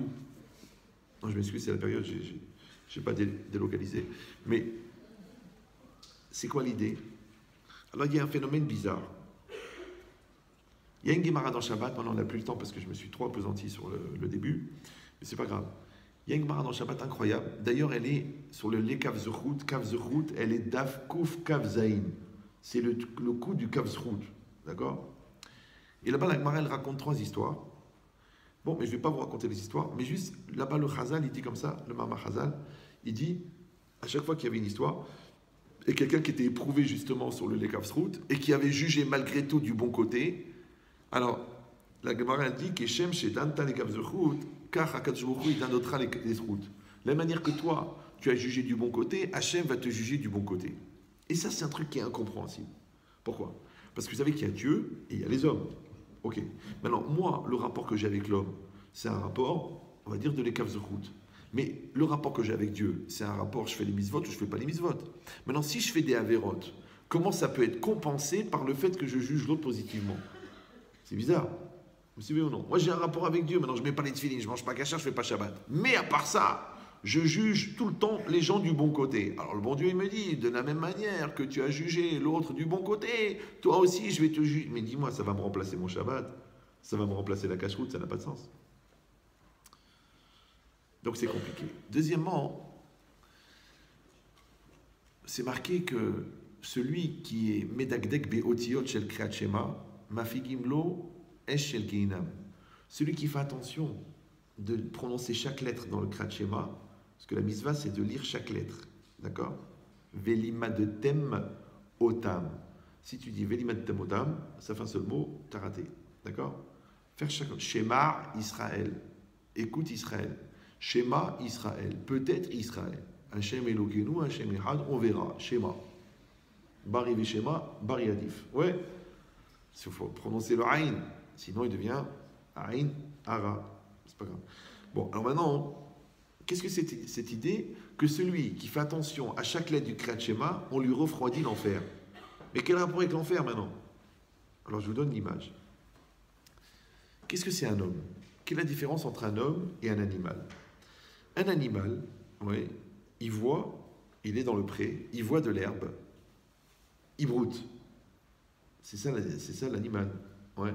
Ça s'appelle impulsion, action. Impulsion, action. L'homme, il voit quelque chose, il réfléchit, il agit. Impulsion, réflexion, action. Donc en fait, la différence entre l'homme et l'animal, oui, c'est que la réflexion elle est au milieu. En français, on appelle ça la maturité, le libre arbitre, le da'at, le bal bechira, la chérout, al-tikri chérout et la chérout. Tout ça, vous avez compris. Maintenant, le problème, c'est que cet endroit-là, qui est l'endroit de la réflexion, s'il n'est pas construit, s'il n'est pas maîtrisé par l'homme, automatiquement, il est rempli, on a dit que le vide n'existe pas. Donc c'est l'Yetzirah qui va prendre la place. Maintenant, nous, on l'appelle Yetzirah, l'autre, il l'appelle immaturité, l'autre, il l'appelle névrose, l'autre, il l'appelle manque de confiance en soi, manque de respect de soi. Il y a plein de manières pour les Yetzirah de s'habiller. Ouais. Ce qui compte, c'est qu'ils prennent ta place. Ok. D'ailleurs, toi-même, tu le dis, c'était plus fort que moi. Et je, tu, il, nouveau, il, ce sont des pronoms personnels, mais c'est impersonnel. Donc quand tu dis c'était plus fort que moi, ça veut dire qu'il y a un truc en moi qui n'est pas moi et qui est plus fort que moi. Déjà au niveau psychiatrique, c'est intéressant. Ouais. Donc si c'est ça maintenant, quand la personne, elle est devant la réalité, la vie c'est quoi? C'est une série de diapositives. Le bon Dieu, il a donné le programme, ça s'appelle la Torah. L'école s'appelle la vie. Le bon Dieu, c'est le directeur d'école. Le professeur de travaux dirigés qui va te donner les exercices, c'est l'Yetzirah. C'est pour ça qu'on l'appelle Tov quand tu l'utilises et Ra quand tu le subis. Et les épreuves, eh ben c'est tous les exercices que tu vas faire dans ta vie. Donc en fait, la vie, c'est une série de diapositives et à chaque fois, on te pose la question. Comme quand tu passes le code. Est-ce que tu dois laisser la priorité? Est-ce que tu dois t'arrêter au feu? Est-ce que tu dois laisser passer le passant là, qui traverse la rue? Eh bien, la vie, c'est ça. Qu'est-ce que tu fais maintenant? Tu fais le kratchema ou tu rates l'heure? Tu regardes le décolleté ou tu tournes la tête? Tu voles ou tu voles pas? Tu mens ou tu mens pas? C'est une série de diapos. Chaque diapo, il est déjà calculé. Parce que selon le tikkun que tu dois faire dans ta neshama, le bon Dieu, il t'a déjà calculé tous les événements qui vont t'arriver. Il t'a juste pas calculé qu'est-ce que tu vas faire avec les événements. Est-ce que tu vas Yotse Tzadik ou Yotse Racha? Mais il te donne le niveau intellectuel, il te donne la famille dont tu as besoin, il te donne les professeurs, il te donne les rabbinim, il te donne même les mauvaises influences, il te donne même les voyous qui te pour la tête, il te donne même la rue, il te donne même la facilité, il te donne même le vendeur qui tourne la tête juste au moment où tu as envie de voler. Tout ça, c'est Mina Shamaïm. Mais si tu vas le faire ou non, ça c'est toi. Non, parce que les gens, ils veulent la liberté, mais ils ne veulent pas l'assumer. Les gens, ils veulent être libres. Je vais être libre, je vais être libre. Attends. Si tu es libre, ça veut dire que tu es libre. Qu'il t'arrive du bien ou qu'il t'arrive du mal. Mais quand tu rejettes la liberté des conséquences, c'est parce que tu rejettes la liberté de la cause. C'est pour ça que les gens immatures ne supportent pas d'être remis en cause.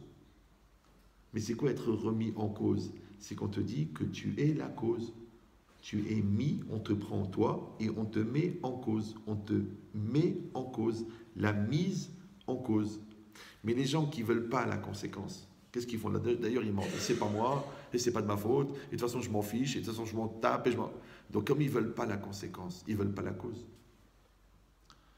Le problème, c'est que quand tu n'as pas assumé la conséquence, tu ne peux pas utiliser la cause, puisque tu penses que tu n'es pas la cause. Donc si on dit que c'est à cause de toi, ça veut dire aussi que c'est grâce à toi. Vous me suivez ou non? Donc quand tu refuses la mise en cause, tu refuses la responsabilité, mais tu refuses aussi la liberté. Parce que si je te dis, tu sais, c'est à cause de toi si tu t'es planté au bac, je peux dire aussi, c'est grâce à toi que tu as réussi.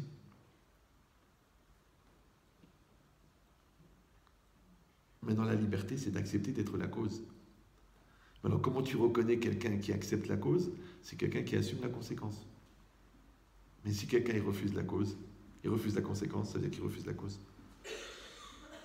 Or, puisque la vie c'est le mouvement et que tout bouge dans le monde, comment tu peux ne pas être maître de la conséquence et pas maître de la cause? Ça veut dire qu'il y a quelqu'un d'autre qui vit ta vie. Ça s'appelle un complot. C'est comme si toi tu te réveilles un matin, tu vois un mort à côté de toi, tu vois les flics qui rentrent, et tu dis « Ah mais... Tu dis « Mais c'est un complot, j'ai rien fait, comment tu t'appelles? Monte Cristo, ah !»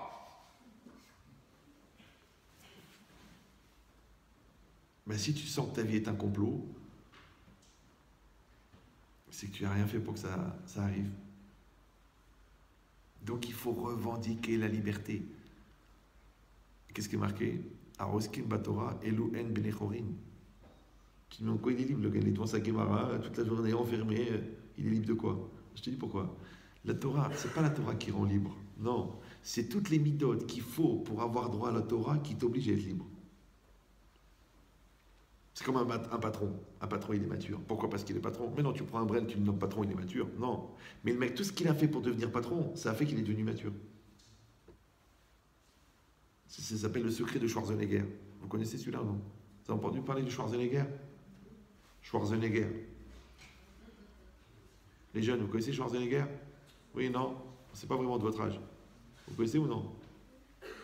Alors, il y a le secret de Schwarzenegger. C'est un gars, il a été voir le Schwarzenegger Rebbe, le rav du culturisme. Il lui a dit, je voudrais devenir comme vous, Schwarzenegger. Le gars, il a dit, il n'y a pas de problème. Il dit, quel est votre secret? Et il dit, mon secret, il est caché dans une montagne de granit en plein milieu de l'Himalaya. Ah bon, qu'est-ce qu'il faut faire? Il faut aller là-bas, c'est à 600 km à pied dans la jungle. Et quand tu arrives à la montagne de granit, il n'y a qu'une pelle et une pioche et un marteau. Et tu vas casser, et tu vas creuser 152 mètres à l'intérieur de la roche. Et au bout, tu vas trouver une petite caverne. Et dans cette caverne, il y a un coffre. Et dans le coffre, il y a le secret de Schwarzenegger.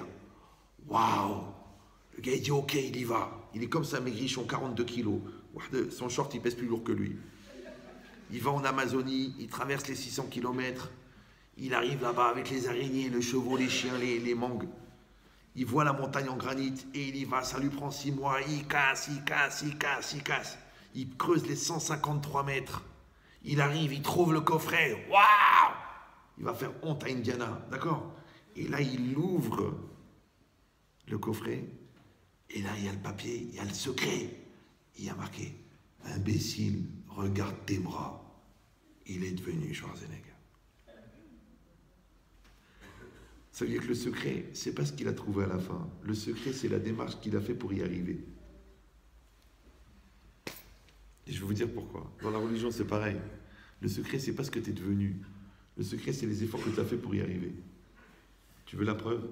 Mais ne le prenez pas mal. Hein. Je sais qu'il y a beaucoup de gens qui ont de l'espoir. Mais le résultat ne nous appartient pas. Donc, qu'est-ce qu'il nous reste? L'effort pour y arriver. Donc, on n'est pas jugé sur le résultat. On est jugé sur l'effort. C'est pour ça que l'effort, ça s'écrit effort. Effort. E-S-T-F-O-R-T. Effort. Tu es fort. T-U-E-2-F-O-R-T. Ça a l'air d'un jeu de mots. C'est vrai. Mais les jeux de mots, j'ai arrêté quand j'avais 8 ans.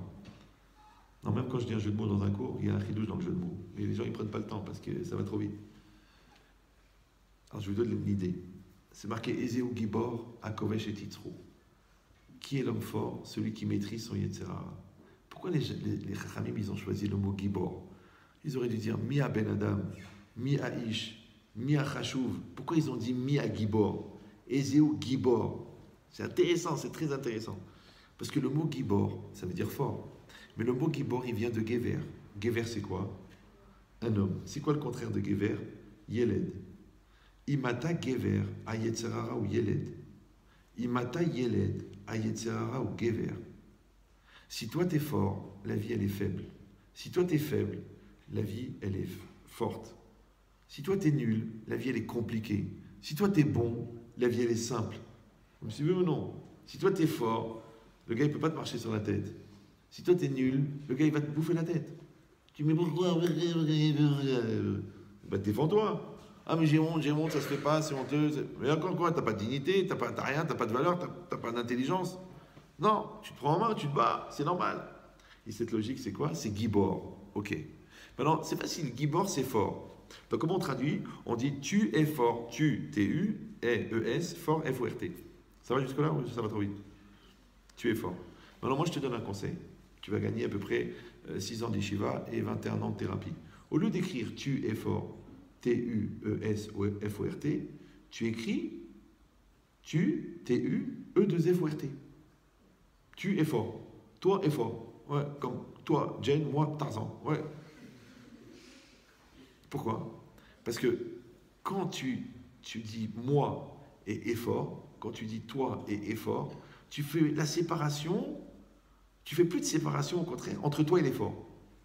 Quand est-ce que l'effort est un effort? Ouais, c'est quand c'est un effort de faire un effort. Donc si tu te demandes, est-ce que tu es fort? C'est parce que tu sais qu'être fort, c'est un effort. Oui, non. Mais le jour où c'est plus un effort d'être fort, c'est facile d'être fort. Alors, je donne toujours le même exemple, il est facile à comprendre. Un monsieur que je connais, un jour, il était en voiture avec son père.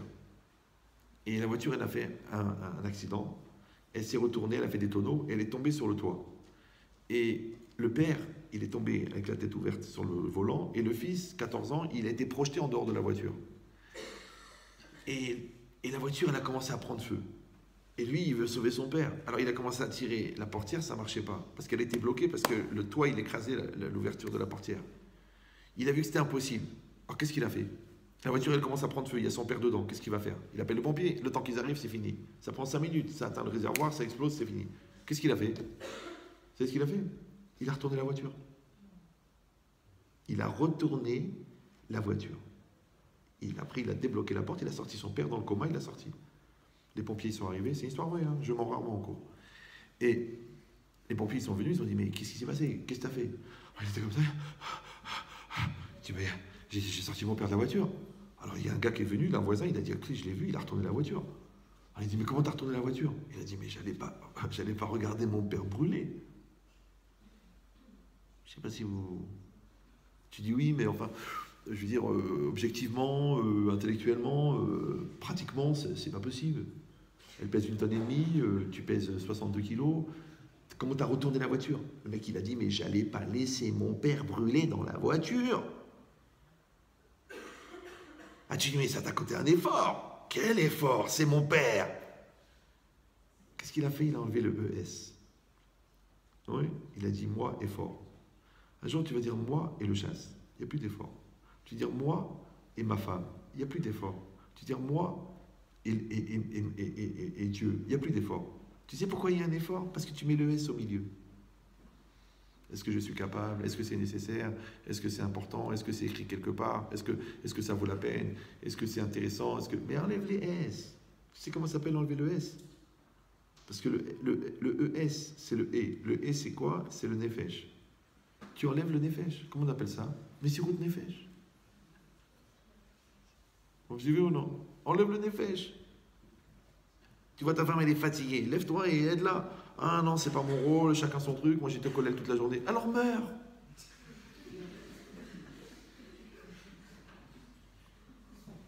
Ton mari te dit, je t'en prie, fais-moi un repas chaud, je ne vais pas manger toute la journée. Tu lui dis, tout est au frigo. Pourquoi pas la morgue?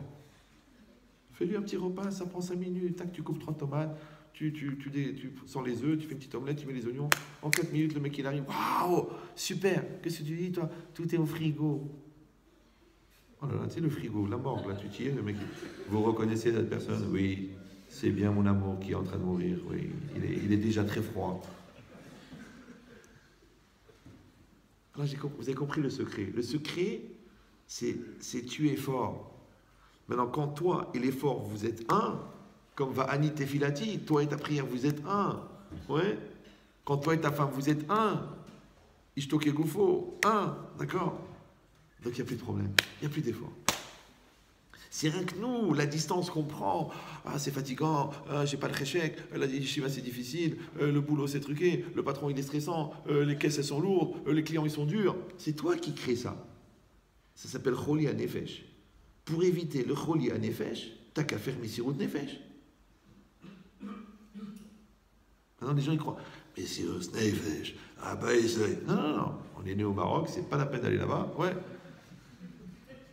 Donc, Messirut Nefesh, tu prends le Nefesh et tu le mets de côté. C'est tout. Tu prends ton Nefesh, tu le mets de côté. Des fois, je suis assis à table avec des rabbinim. Ça m'arrive. Maintenant, il y a un gars qui vient. Moi, je me lève, je lui dis bonjour. Les autres, ils me disent, pourquoi tu te lèves? C'est pas kavod. Je dis, quel kavod? On va tous mourir. Je me lève, je lui fais kavod. Et tu dis, mais ça se fait pas, c'est pas bien pour la hiérarchie rabbinique. Mais la Gemara, elle dit que Rabbi Yochanan était Magdim Shalom, les Koladam, Afilou, Goy, Shebashchouk. Même un goy dans le marché, il était Magdim Shalom, il disait Shalom avant que le goy lui dise. Alors si moi, un goy, je dois lui dire bonjour, alors un Ben Israël, je ne dois pas lui dire bonjour. C'est pour ça que je supporte quand des fois tu rentres dans une simra, tu croises le regard d'un gars. Lui, t'as vu, toi tu l'as vu, t'as bien vu. Après tu avances, et lui il vient chez toi, il fait ah, tu es là? Oh, je t'ai pas vu. Oh, tu dis, oh, j'ai de la peine. J'ai de la peine. Des fois ils ont une barbe comme ça. J'ai de la peine. Ah là là, le mec, il n'a même pas commencé le travail. Et encore dans l'hypocrisie. C'est que le travail n'est même pas commencé. C'est le début du début du début d'être soi-même. Donc vous avez compris. La logique, c'est que tu es fort. Ça veut dire que toi et l'effort, vous faites un.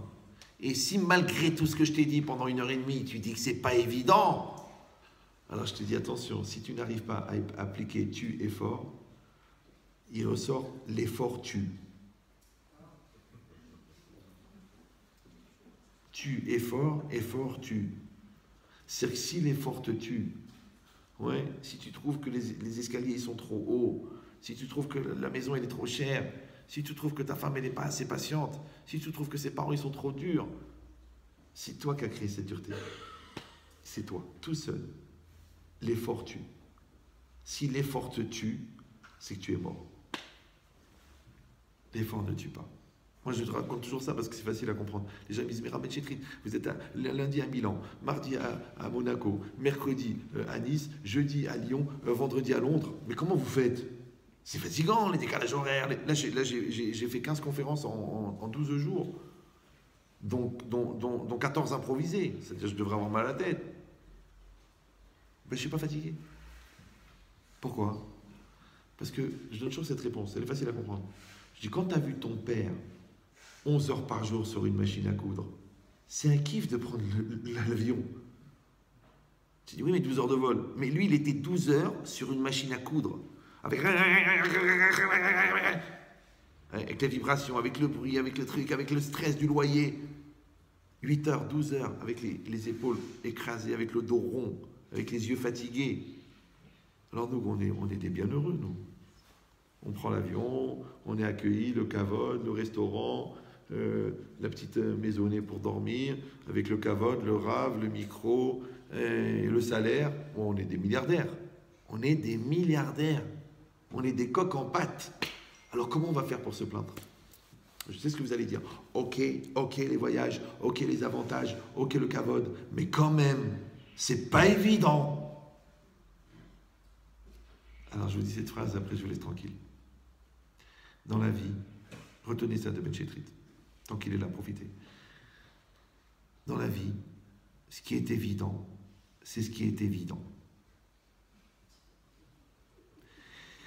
Et ce qui n'est pas évident, c'est ce qui n'est pas évident. Je sais, vous allez dire, c'était pas la peine de venir de France. Même Michal, de venir de la rue pour dire ça. Non, jamais j'ai dit des bêtises, j'ai pas le temps. Tout à l'heure, ce garçon-là, il a soulevé la voiture. On a dit pourquoi? Parce que c'était évident. Mais si lui, il avait dit, mais ça pèse 1,5 tonnes, j'ai 14 ans, c'est impossible, papa va mourir, il aurait rendu, c'est pas évident. Donc ce qui n'est pas évident, c'est ce que tu as rendu pas évident. Maintenant, celui-là, il a dit, évident que cette année, je finis le chasse. Évident que je vais m'arranger avec ma femme. Évident que je vais sauver mon fils. Évident que je vais trouver les 200 000 $ pour payer la chimio à mon cousin. Évident. Ce qui est évident, c'est ce qui est évident. Parce que tu l'as rendu évident. Ce qu'on appelle Emunah Pshuta ou Bitachon Gadol, selon les madrigotes. Mais ce qui n'est pas évident, c'est ce que toi tu as rendu pas évident. En te coupant les bras, en te coupant les jambes, en disant de toute façon je ne suis pas capable, de toute façon j'ai pas la tête, comme les gens disent j'arrive pas à m'asseoir, c'est pour ça que j'ai quitté la yeshiva. Écoute, il y a un seul endroit où on ne peut pas rester toute sa vie, c'est les toilettes. C'est quoi, j'arrive pas à t'asseoir? Tu n'arrives pas à t'asseoir à la yeshiva pendant 2 heures et tu arrives à rester 3 heures sur la PS4? C'est quoi, j'arrive pas à m'asseoir? Non, ça s'appelle du FTG. FTG, c'est une norme. C'est foutage de gueule. Maintenant, quand toi, tu n'es pas capable de mesurer combien toi-même tu te fous de toi, tu dois bien réfléchir que tu n'as même pas commencé à vivre ta vie, puisqu'il y a quelqu'un qui se fout de toi et qui t'emmène là où il veut. Donc, vous retenez 2 choses ce soir. Tu effort ou effort-tu. Ouais. Et ce qui est évident, c'est ce qui est évident. Maintenant, Bezrat Hashem, moi, je vais revenir une fois par mois. Je peux parler encore pendant toute la nuit, hein. Mais je ne veux pas exagérer parce que c'est quand ça devient trop long qu'on commence à oublier ce qu'on a appris au début. Et je voulais vous dire que je vais venir une fois par mois, Bezrat Hashem, si Hashem me donne la santé et la savlanout de ma femme et de mes enfants, les pauvres. Et je voudrais donner un cours pour les jeunes chaque mois. Alors, je ne sais pas, peut-être vous êtes déçus, peut-être il vous a saoulé. En tout cas, moi, je vous ai donné le meilleur de moi-même. Et j'espère qu'on va se revoir, Bezrat Hashem, pour continuer à travailler ensemble. Parce qu'on a beaucoup à faire. On a une mission, on a une vie à réussir. Alors, je vois aujourd'hui des gens qui étaient des élèves il y a 25 ans. Et je vois, Baruch Hashem, ils ont bien travaillé. On voit leurs enfants, on voit qu'ils ont fait le boulot. Alors, vous aussi, Bezrat Hashem, on va faire le travail pour que dans 25 ans, on soit fiers de s'être rencontrés. Voilà. Non, il ne faut pas applaudir, ça, il faut garder pour Gad. On va dédier le cours par contre pour la réfoua chez